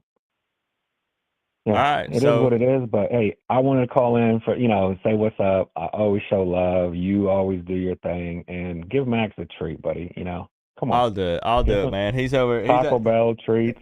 I heard your wife go crazy when you won that. Yeah, buddy. She was like, oh, shit. I told her. I'm telling you, the intro was playing, And I told my wife, because I got her into betting. She's mad that I got her into betting during the NBA playoffs. And she's over here researching stats and stuff and building parlays. And I told her, I said, if Kyron Williams, if he scores his touchdown, I win $440 or whatever it is. I said, I'm sliding you a $100 bill. So, yeah, when he got it and we were live, she was like, let's go. Yeah, I heard it. I was like, man, she's about it. Yeah. You're going to get addicted to it a little bit too, but you do it the right way, like, low play and then like high reward. It's fun like that. Exactly. Yeah, I'm not that guy, man. I see these people who, straights is the way to go if you want to build up your bankroll and stuff. I'm not going to start slinging stuff around talking about betting a bunch, but I do like 4 to 8 leg parlays. Put $1 on it, $5 on it, whatever. If it loses, that would have been a cup of coffee or something. And I don't even drink coffee, so there we go. Exactly. So I'm not sweating it. I'm not going to put myself or my family in a bad position to bet on football games. But when you do it that way, it's fun, man. It's nice when you win some extra change to help out for the week. Oh, of course, man. But I'll let someone jump in. Always a pleasure, man. I'm glad I got to talk. This is my second time, so I'm glad I got to get in and bullshit with you and talk CANES. Oh, man. So we're all in. So a national championship, right? That's what we said. That's what the viewers gathered from the phone call. Hey, man. Yeah, sure. Sure, I'm not saying anything, man. Game by game, week by week. Yeah, you know what? They're going to try to twist it a little bit. You know what they're going to do. Nope. Week by week, game by game, and every game is going to be like, get a little bit more. You can get that faith. Yeah. You can smell it. You can taste it. Yeah. All right, Inch Kane, I appreciate you for hanging out with me. Hey, thank you, bro. Appreciate it. Go right. CANES, everyone. All right, peace out. Later, brother. Man, I'm digging these chill conversations. This is fun. I like this, man. Look who it is. See, this is why I tell y'all, you never know who's lurking and watching. And I know he was watching. Let's replay it. This is what it take to wear the U. She's not going to reread it, though, is she? Helmet. No, she's not going to reread it. I know he was listening because he said FSU fans haven't gone anywhere, which I was talking some smack about Florida State fans and them disappearing. Joel wouldn't do that. Look, Joel has too many bets out there. Miami fans will hunt him down. I'm possibly going to be in Joel's will. This is not a joke. He has so many bets. Someone will find Joel. He's not going to be like the Red Solo Cup guy that was supposed to eat the dookie out of it. That guy disappeared from the internet. Joel won't be able to do that. Number 2, he said, you can kiss my Polar Pops.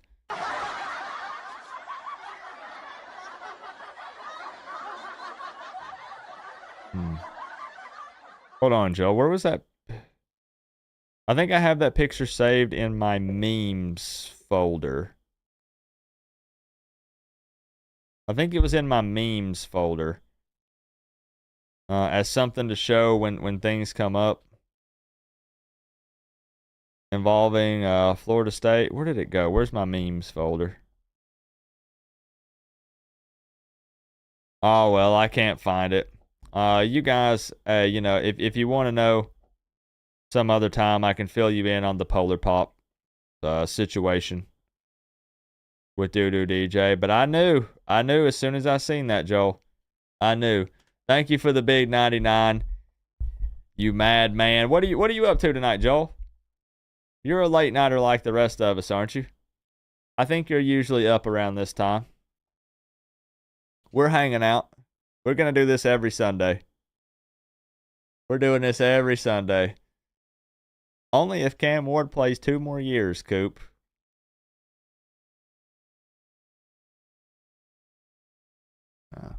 Miami's in good shape, Joel. Imagine, Joel. Look, them Knowles are in trouble because let me tell you something. If you think Miami is a problem now, what's going to happen when we stack up these recruiting classes with double-digit wins? When that starts to happen consistently, season after season. What happens when Miami is consistently a contender? Playing in a bunch of conference championship games, appearing in the playoffs. I mean, it could only get worse for Florida State. It could only get worse. That's what I'm thinking. Show the one you sent me with the chick in the shirt. Yeah, I know that one had blew up at one point where everybody was sharing that. Where is it? Let's see. Tropigal sent me a picture. Where is it?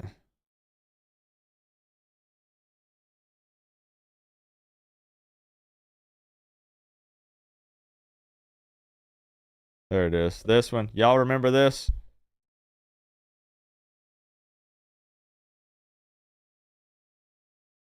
Sucks to be you.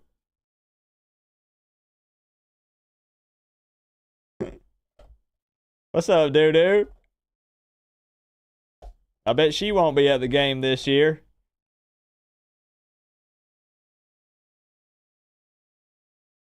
At least not wearing that same shirt, she won't be. Easy Coop, it's only been 2 games. I'm not making any predictions. I'm not saying anything, but tell that to Florida State. Tell them it's only been 2 games. And I bet you'll get a totally different reaction. Riding with you. Joel. What's up, doo-doo? What's up, my man? What'd you say? You and Joel have a bet, too. Tell Joel to get those 5 crispy $100 bills ready. Barrios didn't do good. Did he not do good today? I saw him get run over on a punt return.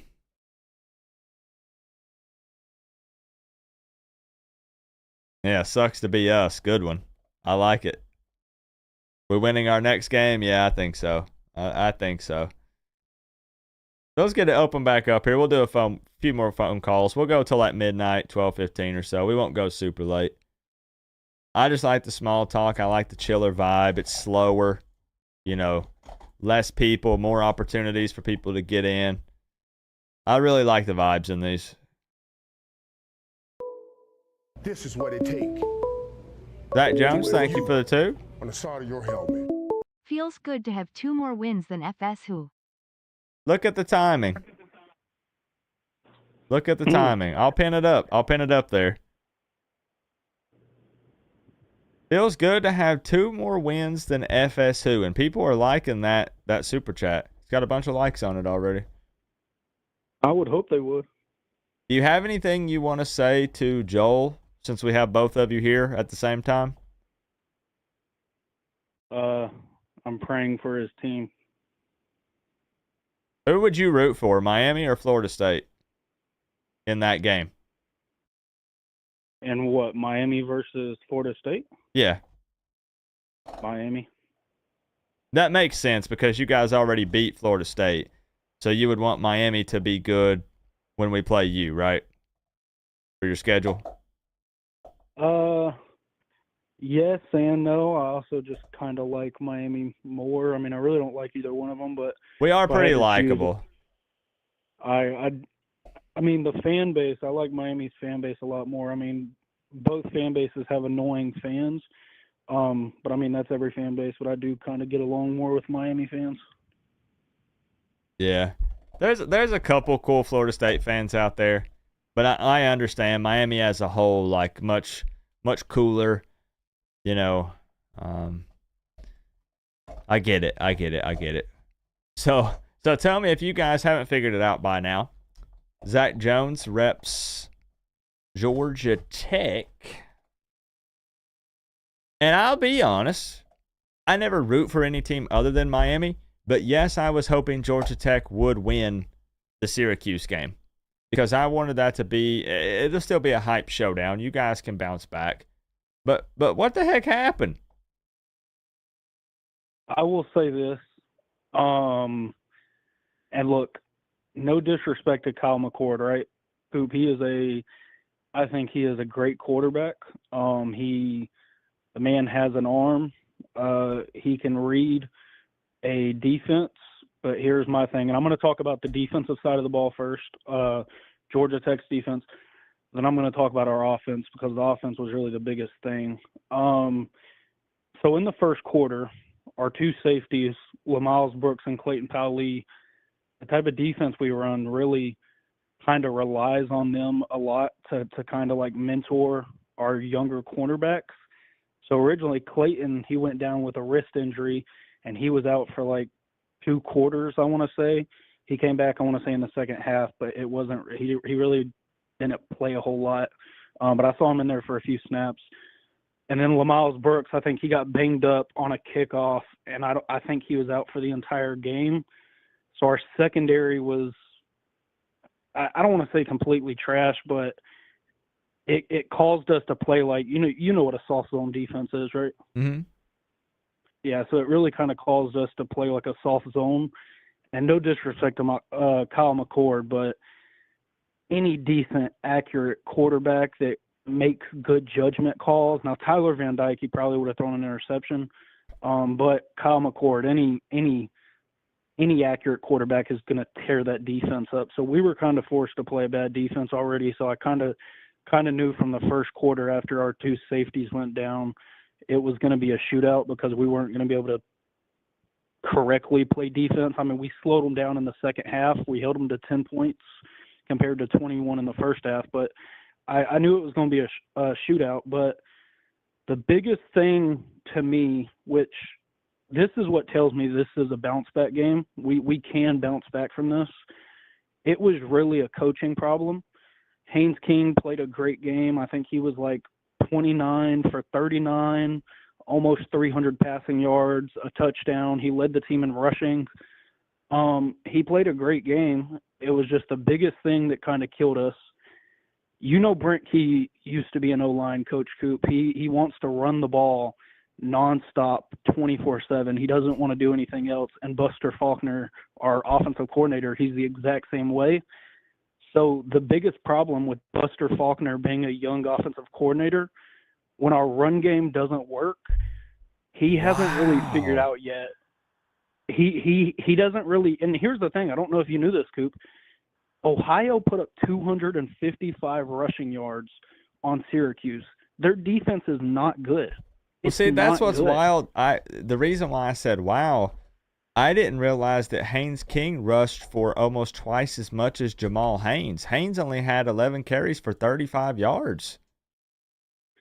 See, and like how, so this is basically what I'm saying, Coop. We have a very young offensive coordinator. Well, I mean, age-wise, he's not very young, but this is only his second year as an offensive coordinator. Last year was his first year. He was an analyst at Georgia, right? He hasn't really figured out if the run game isn't working, because this, Coop. You're not an idiot. You're a very smart guy. You know college football. Oh, thank Georgia you. Tech wants to run. Georgia Tech wants to run the ball. The biggest problem is, and this is why I say it's a coaching problem, and I'm laughing because I just don't understand why it is this big of a problem. When the run game isn't working and Syracuse is showing that they're not falling for it and that they're gonna load the box, why are you not letting Haynes King pass the ball? Why for 3 quarters? At one point, Jamal Haynes was like 10 carries for like 15 yards. Why are you trying to force the run? It's a coaching problem, Coop. So what's holding them back? Because they're not dumb. I mean, they got to see this too. So what? King was. Here's the thing. I genuinely think this is what it comes down to. Haynes King had a turnover problem last year. Mm-hmm.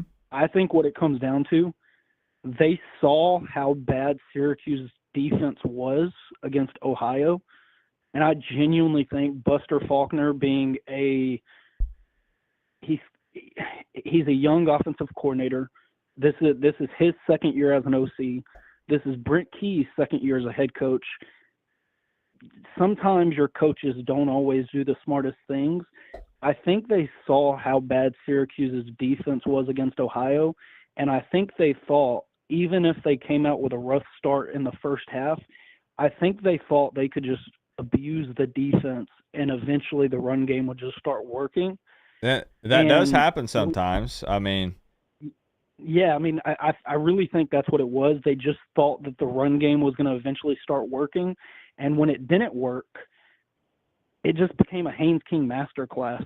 We were down like 17 points in the fourth quarter, and Haynes King took over, and he brought us back in that game. We recovered an onside kick. Haynes King led us down to a touchdown drive. We recovered an onside kick. He led us down to another touchdown drive. And then it came down, and Brent Key made a very, very stupid coaching decision, which was the worst coaching decision of his career. Syracuse committed a penalty, and it would have made it either, if he accepted it, it would have made it a 2nd and 25, or if he declined it, it would have made it a 3rd and 10, and he declined it, and it was a 3rd and 10. And there was it should have been a holding call, but I'm not going to blame the refs because we should have stopped the run game. You know what I mean? We shouldn't have allowed them to pick up 10 Fair. yards, but Hey, I got some holding respect call. for that. No excuse, exactly. Okay, I like that. And so they picked up a 3rd and 10, which if Key would have accepted that, they're not going to if they would have picked up 25 yards off of a 2nd and 25, hell, they deserve to win that. Yeah. Key should have accepted that penalty 100%. It was an all around. The coaching was very poor. I don't blame the team at all. Coop, So, I don't blame the team at all. You think this can be your one game? The one that you probably should have won it and could have won it? And it sucks because I really wish we would, because I will be honest with you, Coop, I never really had problems with Syracuse before this year. But dude, their fans really suck. You know, there was Malik Rutherford, right? Oh yeah. He went down. He got the wind knocked out of him by a linebacker, and their fans were literally chanting and cheering while injured Georgia Tech players were down. And I'm like, dude, y'all are freaking. I know y'all are in New York and the whole stereotype about New Yorkers, but I'm like, y'all are freaking trash, dude. I'll tell you what. We'll take care of them for you. How about that?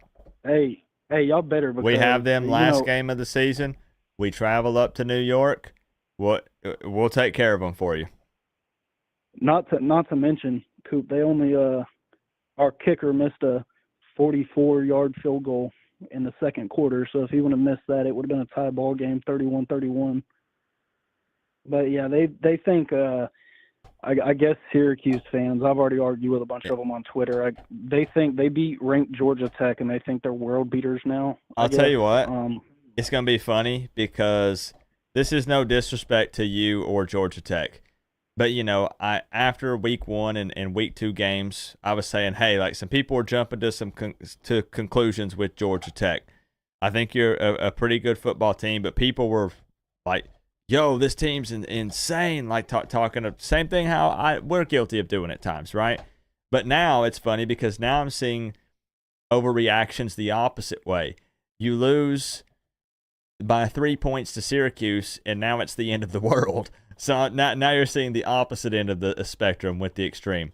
Georgia Tech is still a pretty decent football team. I don't hold back. I think they're still a pretty decent football team. Don't get me wrong. I'm glad they ranked us. By all means, I am glad they ranked us because that gives Georgia Tech national spotlight, obviously. But it was way too early. I would have. If I was on, however, the voting or whatever, I would not, me personally, and I'm saying this as a Georgia Tech fan, I would not have voted for Georgia Tech to be in the top 25 because I don't think we really deserved it. That Florida State win turned out to be not that good. Mm-hmm. You beat Georgia State 35-12, but even in that game, you struggled a little bit in the first half. Now in the second half, you dominated them, but in the first half, you struggled a tiny bit. I don't really think we deserved it. I don't really think we deserved to be ranked at all. Okay. But I'm a Georgia Tech fan. Like I said, I'll give you some credit and respect for being open and honest about how you feel. Now, I will say the thing that scares me a little bit, Coop. The thing about, I'll say this about Kyle McCord, right, and Syracuse. I will give them credit for this. I think of the teams on our schedule, and you may disagree with me when I say this because I know you're a Miami fan and, you know, Cam Warden, obviously, all that. I think other than Georgia, I do think Kyle McCord is probably the best passing quarterback we will face all year. I think they're the best passing team we will face all year. I don't really see this. I don't really see this defense, and the fact it was on the road. I don't really see this defense facing adversity like that. And I mean, us not having our two best safeties. What about Louisville? They're missing their number one. They're missing their number one wide receiver. The last time I checked, and I don't think Tyler Shuck is nowhere near as good as that guy they had last year. I mean, they're still a good team. I don't think they're as good of a passing team as Syracuse. I do think Syracuse is going to turn some heads this year. I do think they are an underrated team. But I've seen a bunch of Syracuse fans think they're world beaters. They think they're going to go to the ACC championship. They think they're going to beat Miami. They think they're going to do all this and that. And I'm like, dude, at the end of the day, y'all are still Syracuse. You beat a Georgia Tech team who lost their two best secondary players in the first half, and the refs weren't calling shit, and this and that. I can go on and on with excuses, Coop, but at the end of the day, they only beat Georgia Tech by 3 points, and they think they're going to win the national championship now. Fair. Yeah, and I will say that there were a lot of people who were kind of like, wait, like Syracuse wasn't even on my radar. I've been poking fun at Kyle McCord. And then that's where we talk about how they were hyping Georgia Tech up. You guys get ranked, and then Syracuse beat you, and now everybody's riding Syracuse. So the biggest thing with Kyle McCord, though, is as much credit as I give him, he's going to throw some picks this year. When I think if Clayton Powell-Lee and Lamiles Brooks didn't go down, he would have thrown picks. He would have thrown at least 2 picks versus Georgia Tech, because he had 4 turnover-worthy plays versus Ohio. One of them was an interception.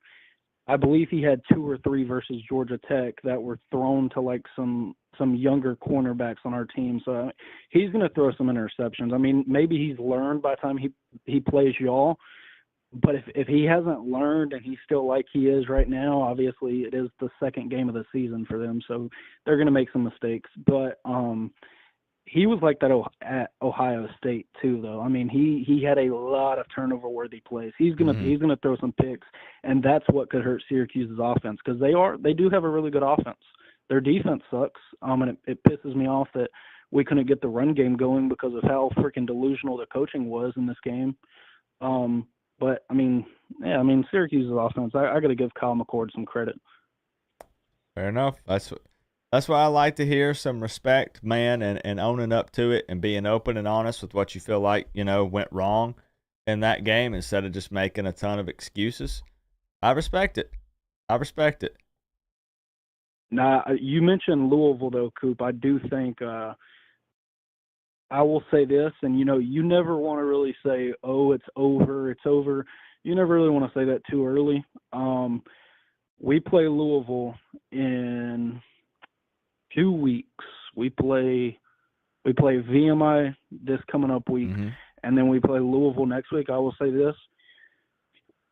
I won't say if we don't beat Louisville, because if we lose to Louisville, I won't be mad. But if we let them do what Syracuse just did to us, I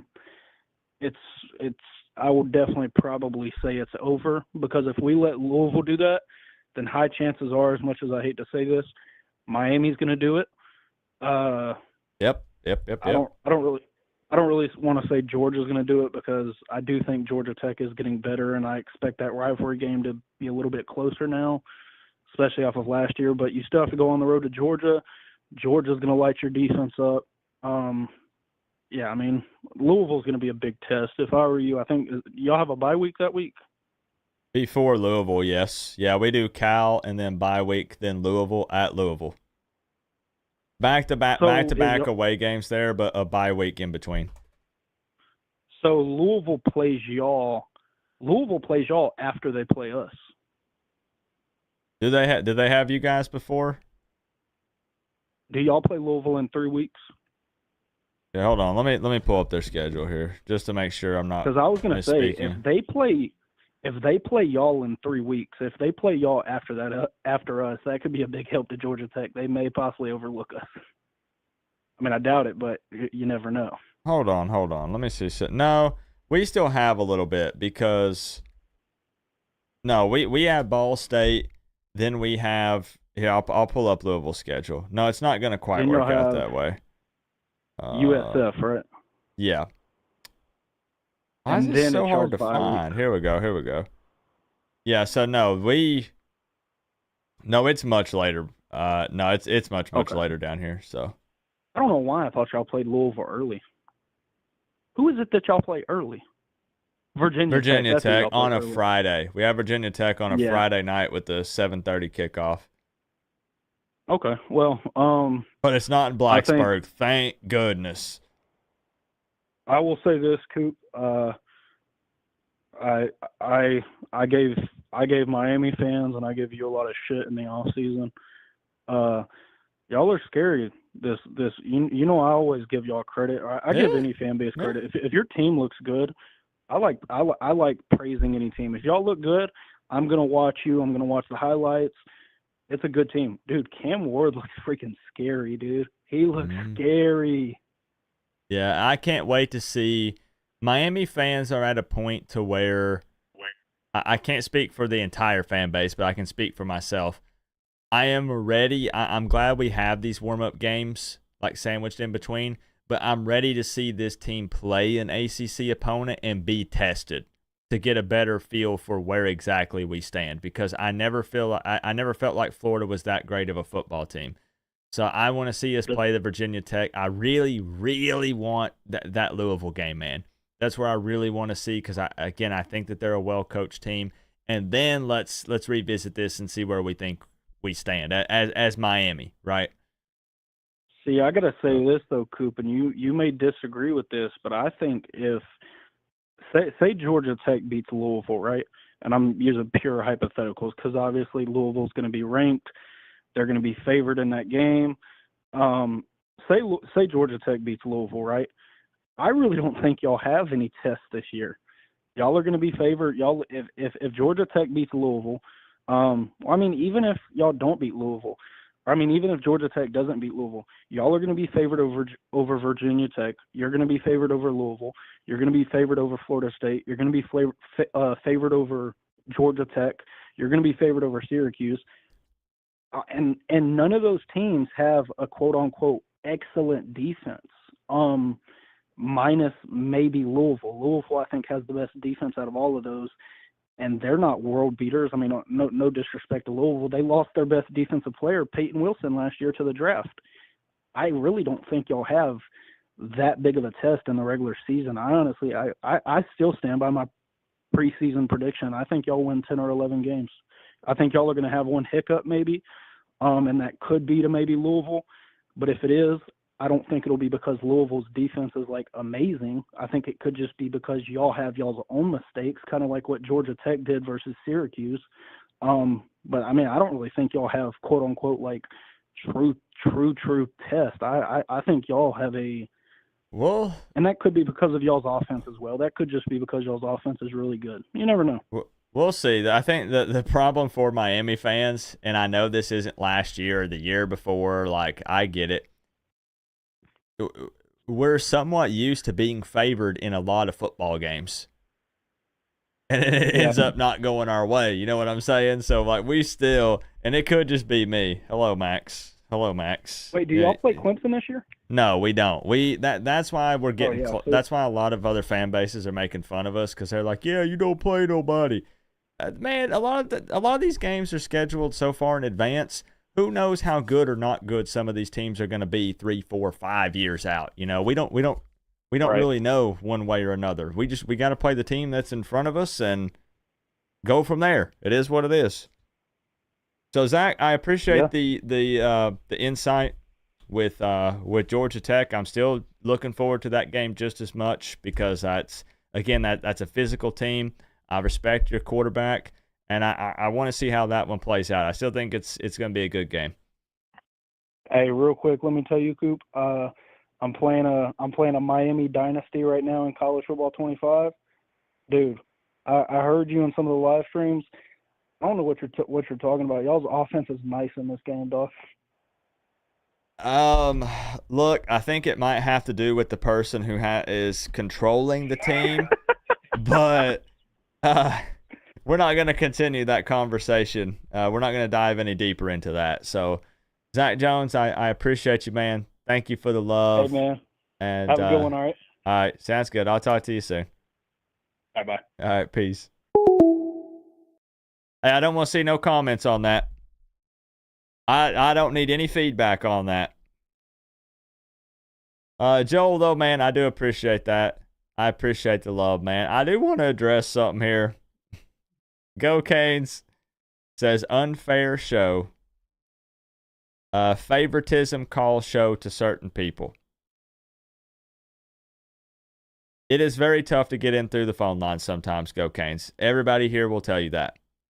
But there is no favoritism that is played. Every now and then I will specifically call someone if the live chat, if people here really want to hear from them. For example, George. People love getting, updates on the 5G towers around his home and, the meltdown after Miami beat his team. But as far as that goes, bro, I'm just being honest with you. If you're having a hard time getting in, I know it can be frustrating. But I'm telling you right now, it's not open only to exclusive people. We're not doing. There are people that say, you know what? Only Canes fan members can call the number because they pay and support the channel. We don't do that. It's basically open it up, open the floodgates. You call until you get in. I answer the first call that comes through. It's a VoIP service through Google Voice. So hey, man, you're a Canes fan, you're family. But I'm telling you, there ain't no favoritism, man. I'm telling you.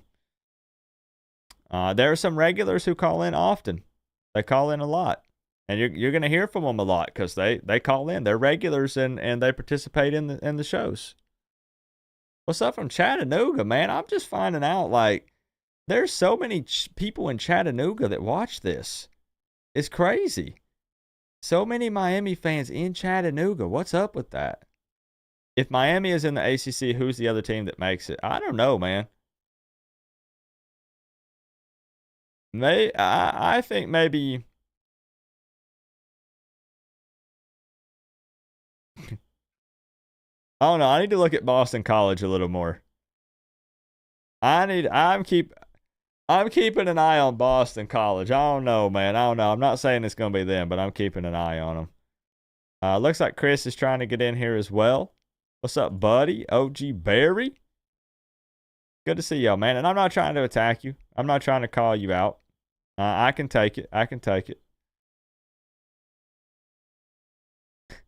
It's hard to get in. NC State? Nah, I'm not overreacting to the Tennessee game. It ain't going to be them. It ain't them. Let me open the phone line back up. I don't think so. All right, let's open it back up. I open the phone first call that comes through.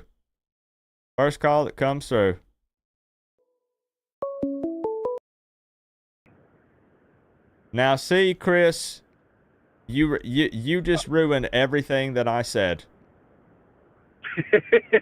Because now I've almost got this down pat. Now it's going to look now it's going to look like I'm playing favorites. Oh well. Sorry about that. Can you hear me okay? I'm on a car. You sound great, loud and clear. Killer. Man. All right. So, wow. I tell you what, I got a newfound respect for Zach. He's come a long way from telling us how Georgia Tech has the best offense in the country.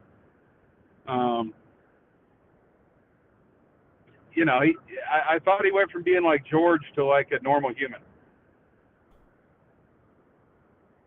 I've been letting y'all just duke it out. I don't really I just letting you guys do your thing. I know that there were some words exchanged in that Georgia Tech Florida State watch party.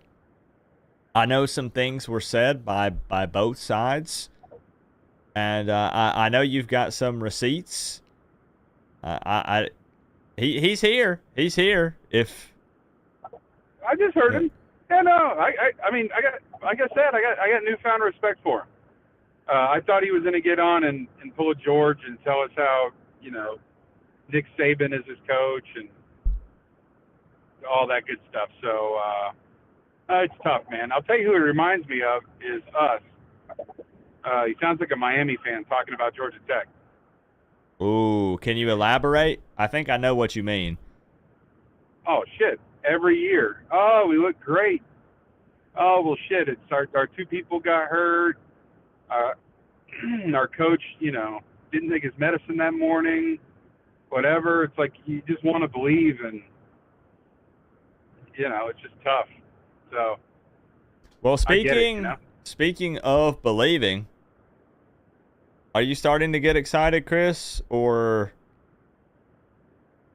what's going through your mind with this team? I think we're really good. I won't lie. I was a little worried at FAMU got more penetration against our O-line than I thought they would. And they ran better than I thought they would on our D-line. And I guess I'm struggling a little bit to know if that's because we were, even when our starters were in, we were like, playing other people, or what are your thoughts there? Well, what's kind of interesting here, and can be a little scary at times, if we're being honest about it, after we play Ball State, all the rest of the teams on our schedule will be far better than FAMU. So it's okay to kind of, I think, look at that game and be like, whoa, hold up a minute. Like, we shouldn't have seen this. This shouldn't have been happening. But there were some things going into that game, and someone else mentioned it earlier in the stream, where there were some last-minute changes that could have affected some things. I think that they believed that Rivers was probably going to be playing. You have to plug in a different guy on the offensive line. So that could create some small little issues. Shouldn't be a big deal, but just saying. Ruben Bain is missing. Amari Brown is missing. And they have some quick receivers. I know you were talking about the penetration. I'm not too worried about it, just because I kind of expected that a little bit from FAMU. I am happy that we do have Ball State still. As much as we're talking about USF is still not, Louisville or some of these other ACC teams that we're going to play. So I'm not too worried about it. But, I mean, this Miami team is I guess no team is, but they're not perfect. There are some issues. Well, if you remember when we talked before the Florida game, I told you that I thought, the fact that we had the transfers and Cam Ward's is starting, and I thought our offense would look different from a play calling perspective due to having Cam versus DVD, that these teams that we play early in the season aren't going to have an opportunity to really know and prepare for us like usual. And I just have that in the back of my mind, if our performance doesn't increase on a weekly basis and it starts decreasing, I wonder if the coaches are starting to scheme, change their schemes against us to, stop some things we're doing. Mm-hmm. No, I know exactly where you're coming from. I see what you're saying. It's so tough from a Miami fan perspective, because I'm waiting for things to implode and everything to fall apart. So I don't know, I don't want to overreact one way or another. Either way.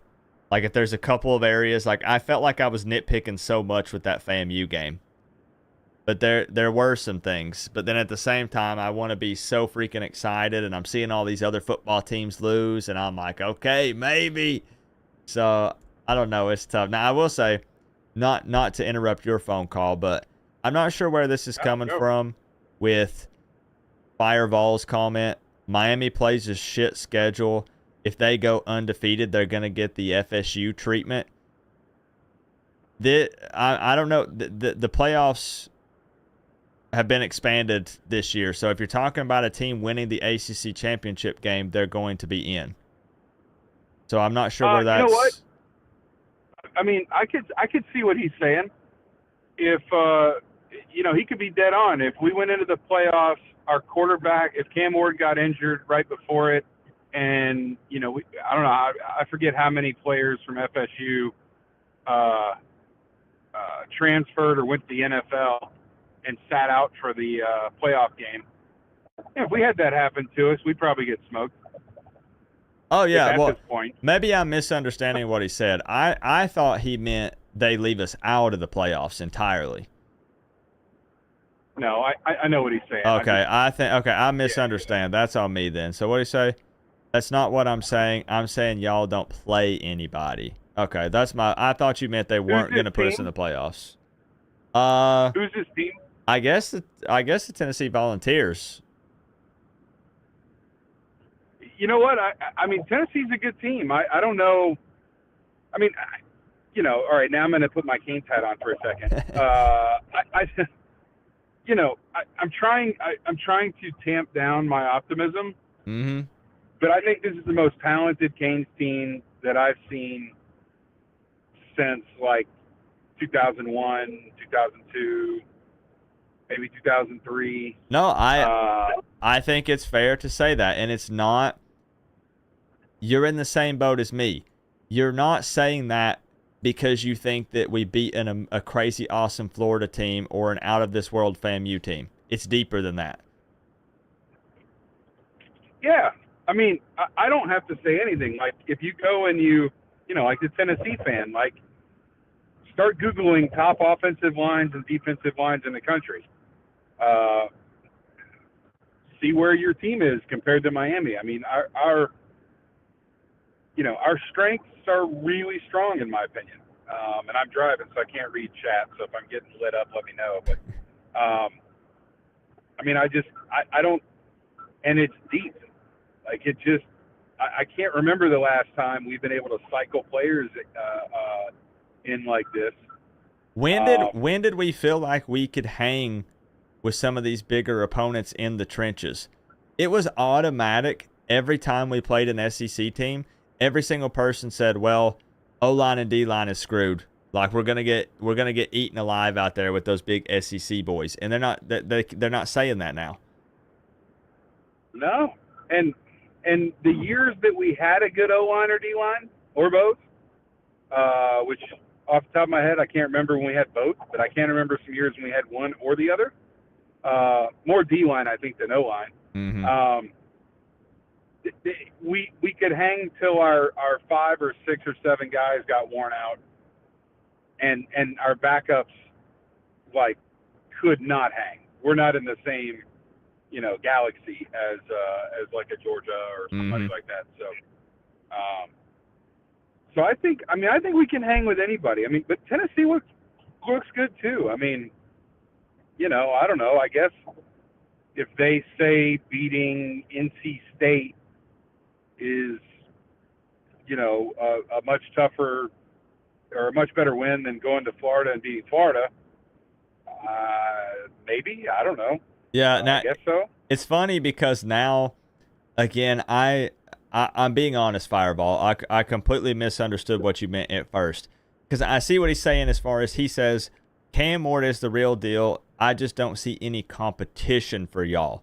And he said, now if you guys play, be the new Hawaii. He's saying if you play Georgia, Alabama, Ole Miss, or Texas, or maybe we could see how good you actually are.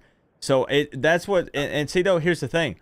That's what's interesting for Canes fans because we know that our schedule is not crazy difficult, right? How many at this point now? I don't even know.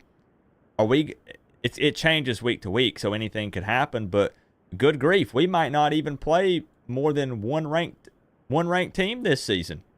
If Louisville stays ranked, Florida State's going to be out of it. Georgia Tech fell out of it. This could change. Subject to change. It's fluid. It's always moving around. But I see what you're saying. What'll be interesting then is if, massive if, Miami gets to the conference championship game, wins it, and then we see how this team stacks up against someone in the playoffs. It will be very interesting then to see where Miami stands. But either way, I know what you're saying, but at the same time, it's kind of weird for me because all Miami can do is just play the teams they've got in front of them and run the table in their conference and go to the ACC championship game and win it and go from there. I mean, look, he's got a little bit of a point, Coop. Like I can't remember the last time the ACC is at least after 2 weeks. Preface that. What it seems to be after 2 weeks. I can't remember the last time the ACC looked this weak. Yeah, no, you're right. I mean, you're right. The ACC as a whole is pretty. I mean, because even. I mean, it looks to be, right? But for the longest time, Clemson was the powerhouse. And then they go up against the top team in the country, Georgia, and just get completely dominated. Not even close. They can't even score a touchdown. But here's what's funny, at least in my opinion. So every year, there's like the top 2, 3, or 4 teams, and then everybody else. And depending on the year, it's either 2, 3, 4. I can't even remember a year where there was 5. I guess we could say 5. Maybe there's been 1. But the difference between the number 4 team and the number 6 team is like, college to the pros. Yes, it's a pretty massive leap. Right? So, you look at Clemson. Clemson could have they could win out because they played the number 1 team in the country. So they could be a legit. What was the score of that game? Wasn't it like 31 to? What was the score of that game? Which game? The Georgia game? The Georgia Clemson. 34-3. Yeah. So they could be a top 10 team and have lost to Georgia by like that. I mean, so you just don't know. I mean. But yeah, I mean, the ACC just seems to be, I mean, there's us and then who? Cal looked good. I don't know if you watched that game much. Who'd you say? Cal. Oh, Cal. I thought you said, it's funny, there's a high school where I live called Powell. And I heard Powell like Cal. 3 times, and I was like, what are we talking about high school football here? Yeah. I mean, they beat Auburn. Yeah. So they beat their SEC team. So this is what it's what we college football fans do. So we all going to say, well, that doesn't matter because Auburn sucks, even though you beat them. I think they beat them at Auburn, right? I mean, that was at Auburn, wasn't it? I think so. I think so. Yes, it was at Auburn. I mean, Yep. So how does Auburn? If Auburn played NC State, how does that game look? I think Auburn's better than NC State probably. So, again, back toward the Tennessee guy, like, okay, well, how would you guys stack up against Georgia? You guys could get beat 33-3, but that doesn't mean you're a shitty team. It just means you're a top 10 team instead of a top 4. At least in my humble opinion. And we did, though. We spent the first part of the stream. We kind of looked at the top 25. I have like the image up on the screen. And we kind of talked about it a bit about where we thought, they might be right, where they're wrong. Of course, Miami now coming in at that number 10 spot, but still behind Penn State and Oregon. And you know how I feel about it. I don't really care about the ranking. Just win. I hate to be that fan. That's the boring answer, but that's where I'm at. But it is interesting, Oregon, Penn State playing close against Bowling Green, Oregon playing close against Boise State, but they did still win at the end of the day. I thought we would jump them. But yeah, that is kind of interesting. And that's what a lot of other fans are saying, that they believe that we should be ahead of, at the very least, those 2 teams. Well, if you look at our season, I think as talented as I think we are, I think we're either a legit top 15 team or a legit top 5 team. I think those are the two places we're going to end up. I just don't know which, right? And as Fireball said, given our schedule, it would be kind of tough to say, which is what a lot of Miami fans are preaching about and talking about online, because we feel like we have a pretty darn good football team, but we got to see. I mean, look, if we are a 1 or 2 loss team, then we're probably a legit top 15, top 20 team. If we really think we're like a top 6, top 7 team, then we should be 12-0 with the schedule we have. I agree. I agree 100% with that. And to your Tennessee fans, point, which I agree with, if we won out, does that mean we could go beat Georgia? No, I don't know. We don't play anybody of that caliber. But I'm not sure, outside of the top 4, who could hang with Georgia right now. Not many, if anyone. So, see, I don't know. Yeah, I mean, who scares you more, Syracuse or Cal or Louisville? Now, are you talking about the game as a whole, as in because it could matter based on where we're playing, right? Like traveling out west and playing Louisville away, or you mean just the football team in general? Like who would I be more worried about? Who do you think the better team is? You said between Cal, Louisville, and who? Syracuse. I'm still, man. Some people are probably not gonna like this answer. I'm still probably gonna say Louisville. I know they have their issues. I know they've played a couple of nobodies, Jackson State and however you say their name, Austin P, whatever. But I know that Brom is a pretty good coach in my opinion. They're a well-coached team. It's at their place.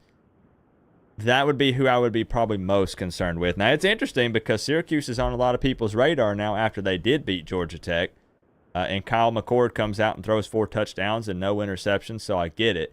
But if you wanted me to give you an answer right now, Cal can be scary just because of the travel, but I think Miami's fine. It would more so be Louisville. That's at Louisville. It's after a bye week. It's a well-coached team. They have a lot of transfer portal players that are good. I'd have to say Louisville. That's interesting, man, because I would have said the same thing. But beating Georgia Tech doesn't, no offense to Zach, but I don't think Georgia Tech's all that great, at least this year.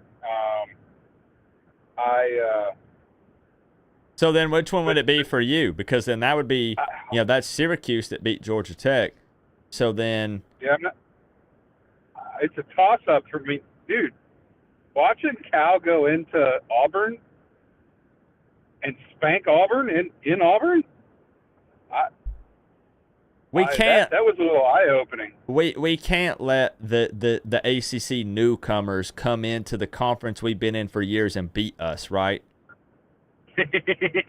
Right, Chris? Oh, shit. Oh, God. Dude, you will have 2,000 people in your live stream for that game if we're losing. Yeah.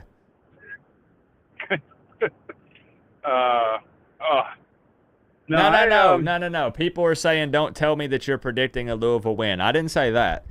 Chris asked me which team I would be more concerned with at this point in time on September 9th, 12:35 a.m. This could change next Saturday after they crap the bed against whoever. I don't know. I mean, I think Louisville, what I really wanted to see with Louisville was them play Georgia Tech, and they have them next, but they have a bye week in between. So they don't play this Saturday. They'll play Georgia Tech next Saturday. And to go with what you said, it's not that I'm hyping up Georgia Tech, but that still is a pretty physical team. And Louisville, that's their first ACC game. That's going to be the best team they've played up to this point in their season. I really want to see that first. And then I'll have a better feel for Louisville. No, give us a baseline. I agree with that. Yeah. And No, I mean, same can apply for us with conference play anyways. You know, let's see the Cal game. Let's see how Miami travels. Or, well, and I mean, we've got Virginia Tech, right? On a Friday, first. Yeah, I'll tell you, man. I mean, I don't think Florida's, like, amazing.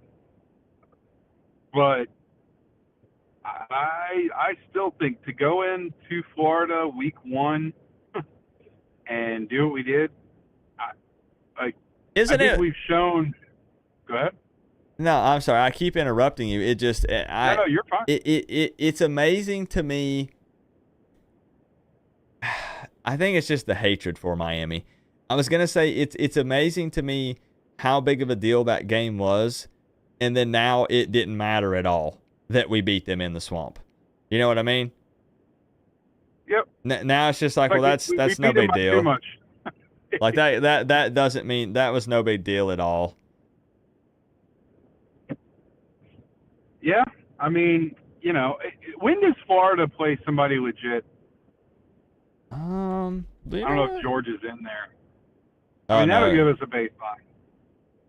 Let me see something, because you and I talked about their schedule in depth, and it's very, very bad. Very bad, as in very bad for them, because they're going to lose most of the games.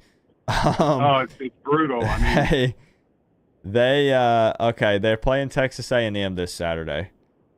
There you go. So you know what? That'll tell us something. Now, if they win, everybody's gonna say, well, it's because they had Mets instead of whatever his name is, and et cetera, et cetera. But you know, if Texas A&M goes, where are they playing at? Tell me it's the Swamp. That's the Swamp. It sure is. There you go. So if Texas A&M goes there and it's a tight game, then there's your baseline. If Texas A&M goes in there and beats them 57-3, then okay, maybe I'm a little, you know, again, I might be a little more concerned. But and you want to know the best part about all this? What's that? We both agree, and I think most people in this stream agree, that Florida's probably losing most of these football games. But since we already beat them, every team they beat, we also beat. That's right. So I'm just saying. I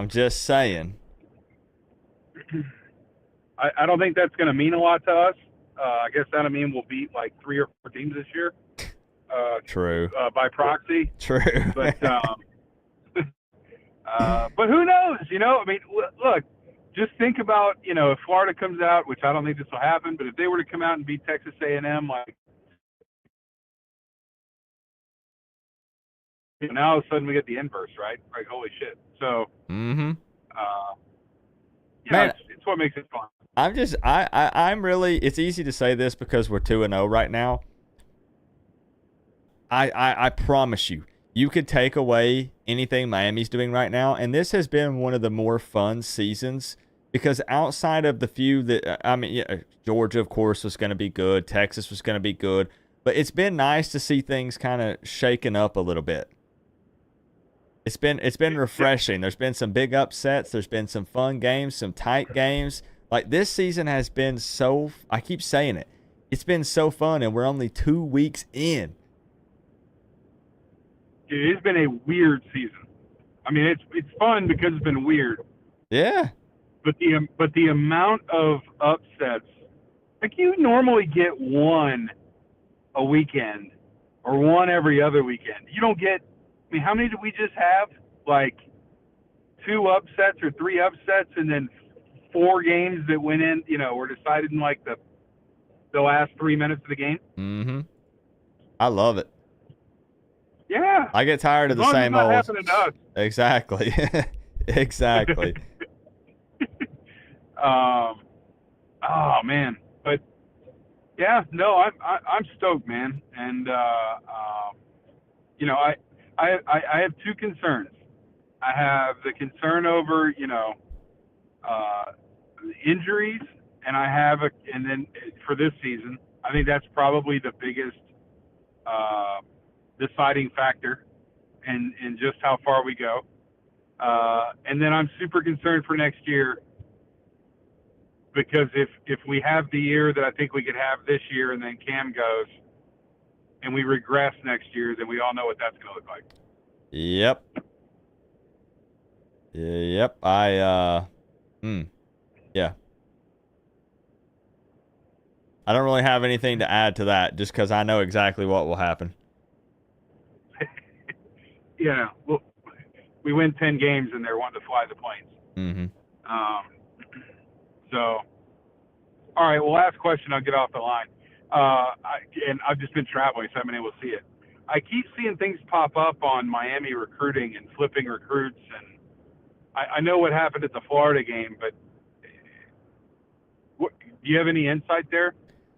So, Miami invited a little over 20 blue chip recruits to the FAMU game, with a few of those being 5 stars. DJ Pickett was there, and there are some of those big time recruits that they have talked to that obviously, you know, until pen to paper, you know, none of that stuff really matters, but they're definitely keeping an eye on Miami. And they've talked to a few of them, and they've said, hey, you know, Mario already recruits me pretty hard, but basically what they're waiting on is to see if Miami can turn a corner and actually start to show some real progress, not the baby steps.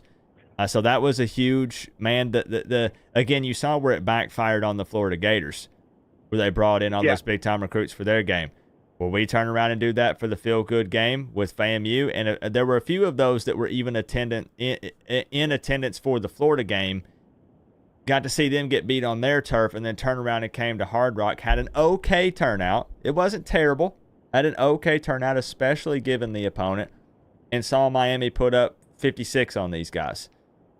So, recruiting-wise, man, it's going to be, if Miami keeps winning, we're talking, I mean, absolute no questions asked, top 5 class minimum. Easy. There are some big-time guys that are showing some interest in Miami. Oh, man. Any quarterbacks? That's where it's so tough right now, and it's where you mentioned, you know, not really knowing what to think going into next year, because we have Judd in here. There's Emory is still here, who has some experience, but when you think of Emory, and it's not fair to even say this, but like, does he have that it factor? Is he that guy that takes Miami to a national championship? There are going to be a lot of people, it's jumping to conclusions, but there'll be a lot of people that say, you know, not quite.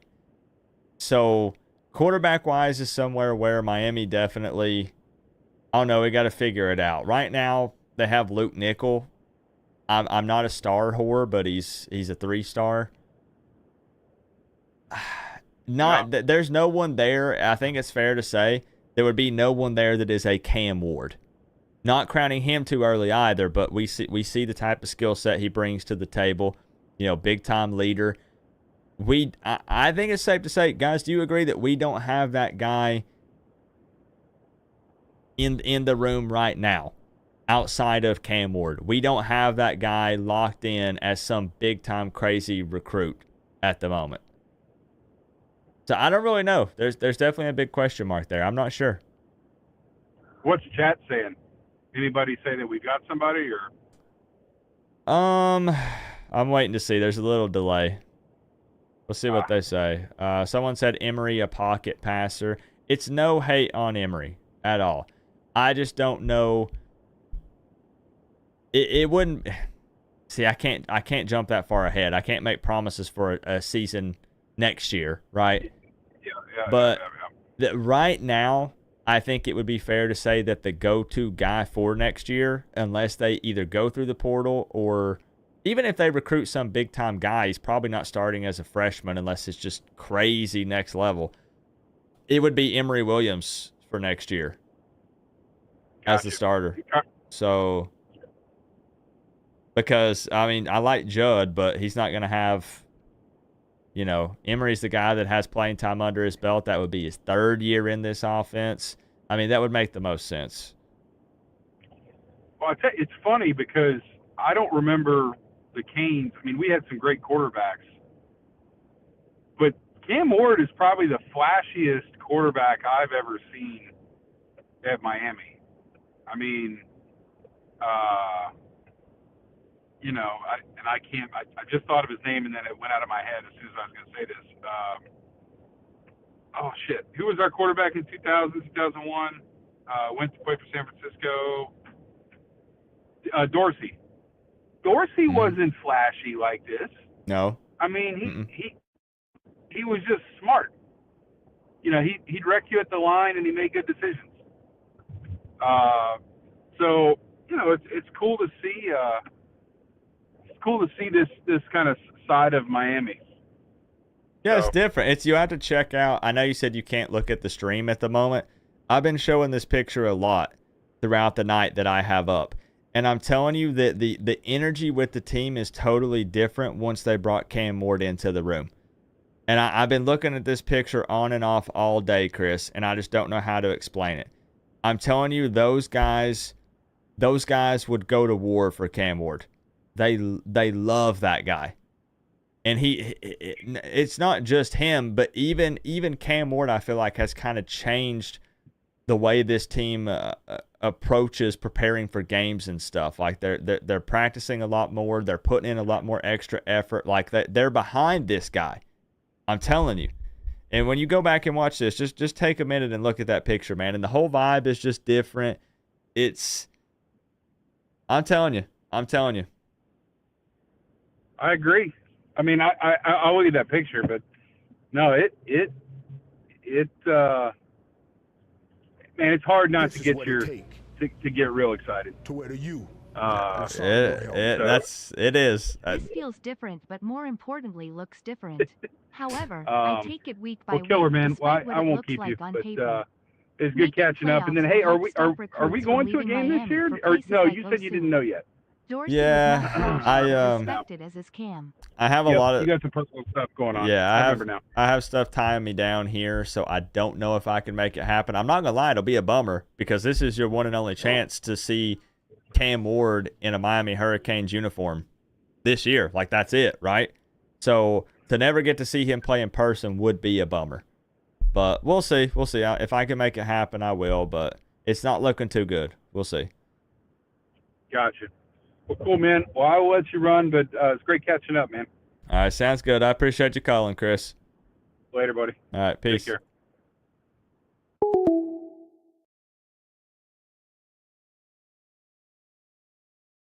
There we go. Had to find the right tab. Let me get caught up here, man. I see some people jumping in and out. Hey, Fireball, I got to give you some props. Thanks for clarifying what you meant on that. And also, shout out to you for not just running off and being like, screw this guy. He don't know what he's talking about. We love on this channel, man, the back and forth. We love having open, honest conversations with a little bit of banter and trash talk thrown in there. You know, we like to have fun with it. But I like when people, you know, stand in the paint.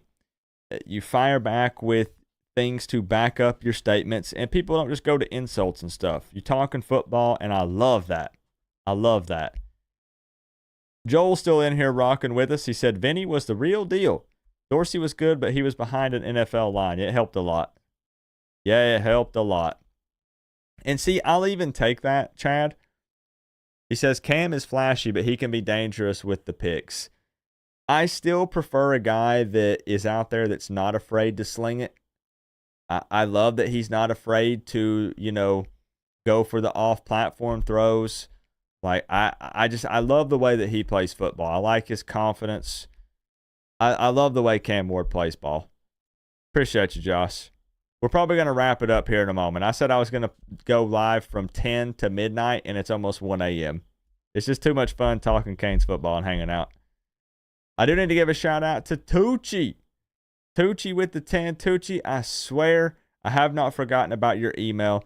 This has been the most wild 2 weeks starting off a season as I've ever had on this channel. I'm serious. It's been so wild. I have so many things going on behind the scenes that it's almost impossible for me to keep up. I have not forgotten about you.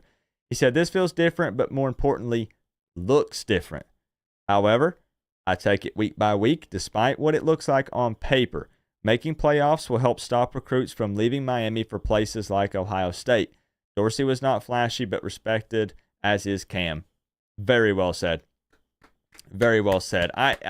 What I hate, Tucci, is when so many people jump in my comments in the live streams, and just because I'm saying nice things about the team, thank you, man. I love this thing. Absolutely love it. I hate when people, and good to see you, Justin. Good to see you. I hate when I can't say nice things about the team, and then people just automatically put words in my mouth and say that I'm saying we're winning a national championship. Find any video of me saying that Miami's winning a national championship. You won't find a video of me saying Cam Ward Heisman. You won't find a video of me saying number one offense or defense in the country. None of that. None. I like the way this team is playing football. If you've been following for Miami for a long time, and a lot of you have been following them for far longer than I have, I feel like you can see a bit of a difference in this year's team. What do you think about Drones? I think he's pretty good.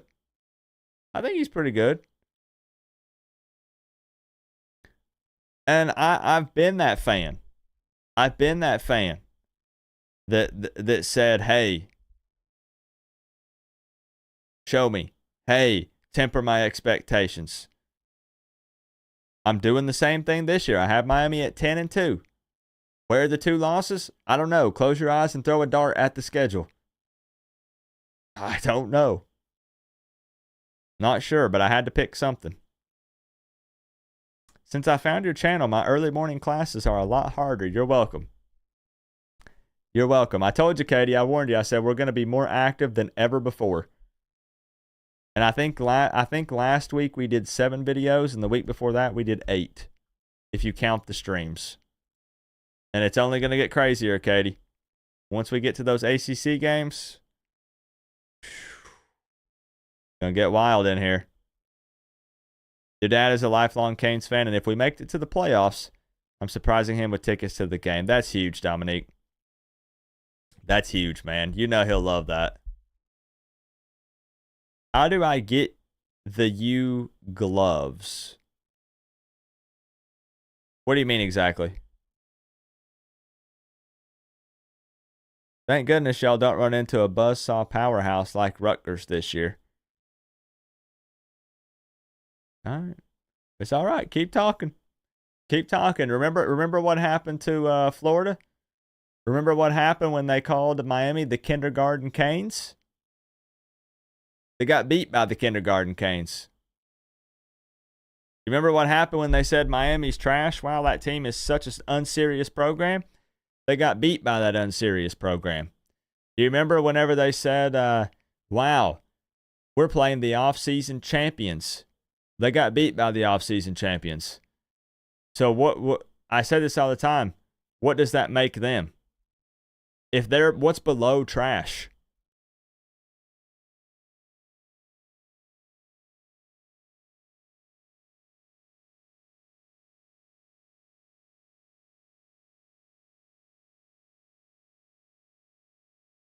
See, no one ever has an answer. No one ever has an answer. See, this is why you got to be smart with it. You got to come out and I say, you know what? I respect FAMU. They got some playmakers, but we'll beat them, but they got some playmakers. I say, hey, Cal beat Auburn. That's on the road. We got to be careful. Nah. See, they came out and they called us kindergarten Canes, and they got whooped up by a bunch of kids. That's what they said. That's not what I said.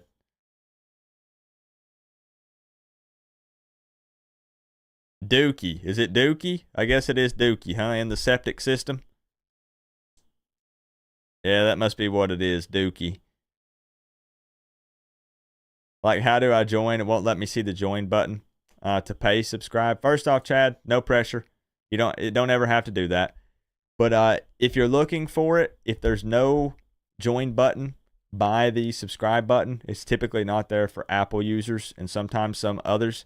There is a link in the description, which is this one. I think it takes you out of the stream and you join up that way. I'm linking it in the stream, but absolutely no pressure, bro. I'm being 100% real. This is not Mr. Streamer Man reverse psychology. No pressure to do that. No pressure to do that. I'm still trying to work on some extra perks for Canes fan members. So if you're sitting in here with the U by your name and a green name, just know that I'm trying to come up with some things other than the U and access to the special emotes and stuff. I'm trying to come up with some perks, some extra perks for y'all. Maybe, man. It's looking like it, ain't it? We took down Florida. We took down FAMU. We get a shot at USF and Florida State. Nobody cares about UCF. So there you have it. There you have it. You want the U? Sounds good, man. Hey, let me know if you do it. Let me know if you do it, and we'll see that U by your name when you do. So I think I'm going to wrap it up, guys. I need to start prepping for the Ball State preview video. I used to drop previews on Mondays or Tuesdays, but I'm thinking about sticking with the schedule of doing Wednesdays. And that's because that actually takes a lot of pressure off of me. It gives me more time to plan skits and stuff, so I have a little more freedom with that. I'm not as stressed. And then what I'll do is I'll plug in extra videos or streams on Mondays and Tuesdays. So hopefully that sounds like a plan. If it doesn't, well, too bad, because that's probably what I'm doing anyways. But Ball State preview video this week. I will try my best to find a Ball State content creator, someone who covers the Cardinals, so I can bring you another Inside Insight show. You guys showed me massive love on the Florida one and the FAMU one. Those were the two biggest viewed Inside Insight show videos that I've ever done. So that's awesome. I really appreciate the love on those.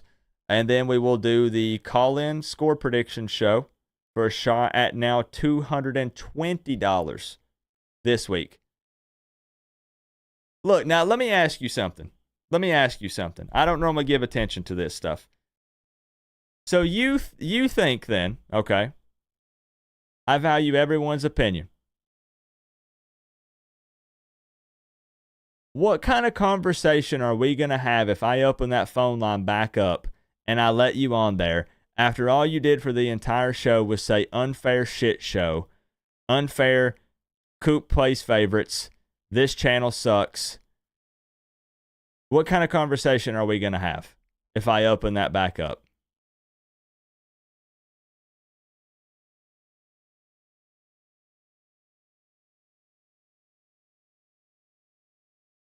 I will open it up for you right now.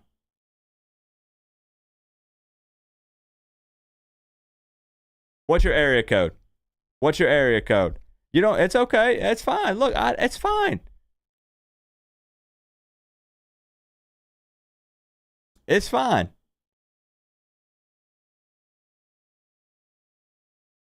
What's your area code? I'll open the phone line right now.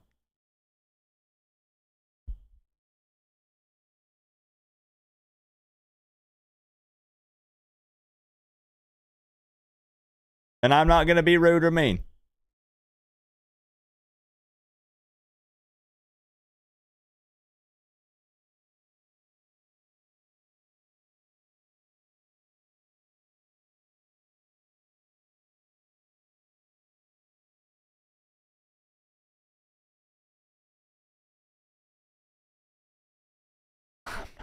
I'm not trying to be funny. I am all for first-time callers. I love new people coming in. Let's open it up.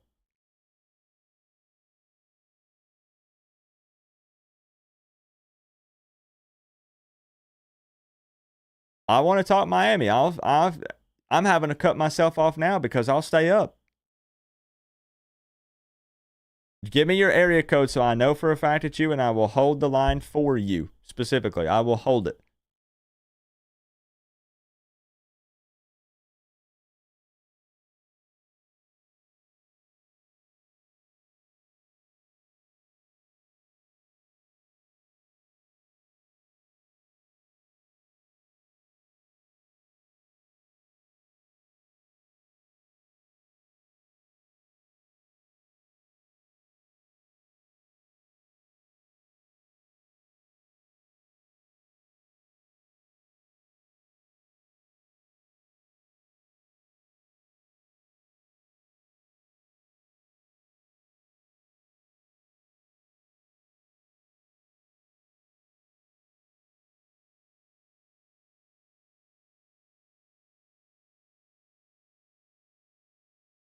It might be a kid. Well, he shouldn't be typing words like shit on the internet.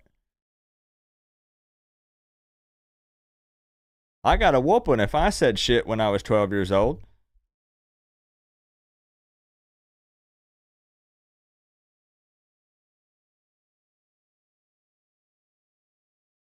I'll give him 1 more minute. It takes 2 seconds to type your area code. I swear to you. Listen, you have my word. I'm not going to give you a hard time. You can call and we talk Miami Hurricanes football. I literally will not even mention 1 word about it. I'm not trying to set you up. No, nothing. I'm literally trying to give you an opportunity. Because if you want to get in and let's talk football for a minute. I got time. Bingo. I am not going to be a dick.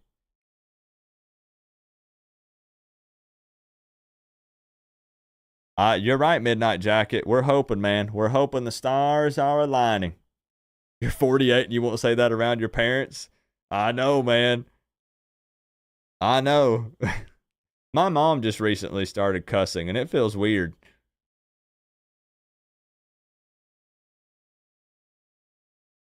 My mom wouldn't eat, man, to my mom, piss is a cuss word.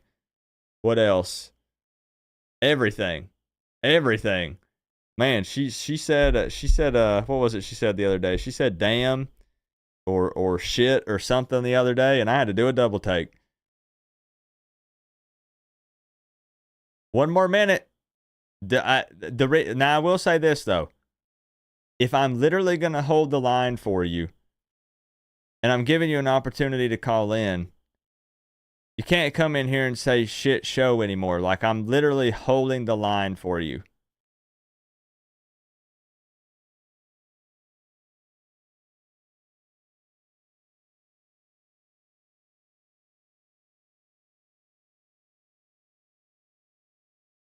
Scared of what?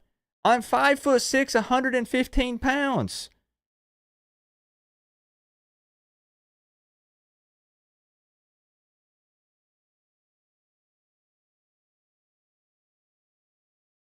Can I see if he's still in here? I don't think so. For some reason, YouTube won't let me tag people anymore. I used to be able to tag, like Chris, like I could type at Chris Gaffney and tag you, and if you weren't in the chat, I couldn't tag you. I can't tag people anymore. Dude vanished like my dad when he went for 6. Justin knows me. Can you at least tell me if you're going to call or not? If you're not going to call, just say no and I can end the stream. Because if you're not going to call, we're holding it up and it's 1 o'clock in the morning. Everyone is literally sitting here waiting for you to call so we can talk Miami football.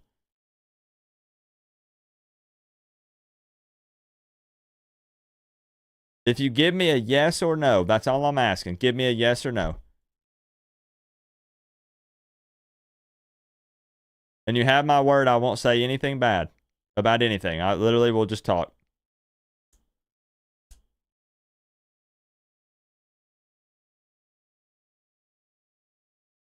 That's why I'm not pinning up any of their messages that they're saying about you, see?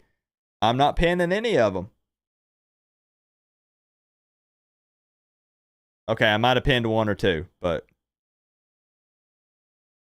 Was that someone who's not a Canes fan and they put Go Canes? They're like an undercover Ball State fan? If you're a Ball State fan, please contact me so I can get you on the Inside Insight show. I'm serious. You want to talk to me, Coop? I appreciate you, Keith. I was actually going to end. I was actually going to end. I'm pretty tired, to be honest. It's nothing towards you, Keith. I'd happily take the call. It's just this guy said he was trying to call in, but I don't have many missed calls, so I just don't know. I don't know what was happening. I don't.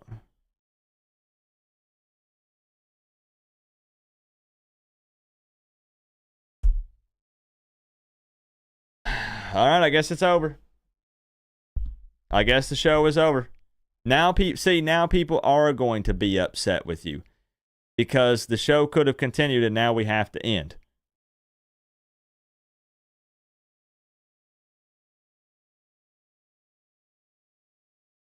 Yeah, not no more. I'm an old man now, Joel.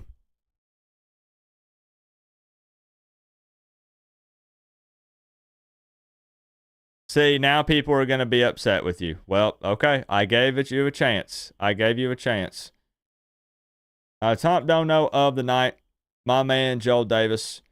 I appreciate the love from everybody, man. Tucci with the 10, Zach Jones with the 2 and the 5, LOL 305 with the 5, Daytime Cheese with the double 1, LOL 305 with a 10 as well. My man Duck with the 2, Daytime Cheese with a couple more with the 1, and Zach Jones kicked it off with the 2. Tonight, I know, might have been a little all over the place, but I'm going to go ahead and tell you, that's what the Sunday streams will be. I have no idea what these things are going to consist of every week. It's going to be recapping maybe the week, just college football world in general. Of course, there'll be a large focus on the Canes. We'll just talk openly and honest. We'll take 3 to 5 phone calls, super chill, late night, just hanging out and talking football for a couple hours. So that's what we'll do every Sunday. We'll start these. Keep in mind, these are going to start around 10 o'clock, 10 or 10:30. Late night. I got you, Keith. I want to get you in here. If it wasn't late. I got some stuff I need to start prepping for Ball State. I'm going to be up late, so I need to get going. All right. Hey, I love y'all. If he types something while the outro's playing.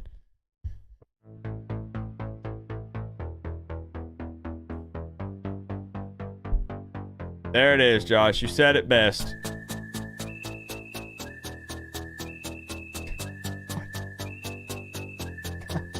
What? Oh, here we go. Hair reveal. 3, 2. Oh, crap. You missed it. Good night, y'all. Love you guys. I'll see you soon.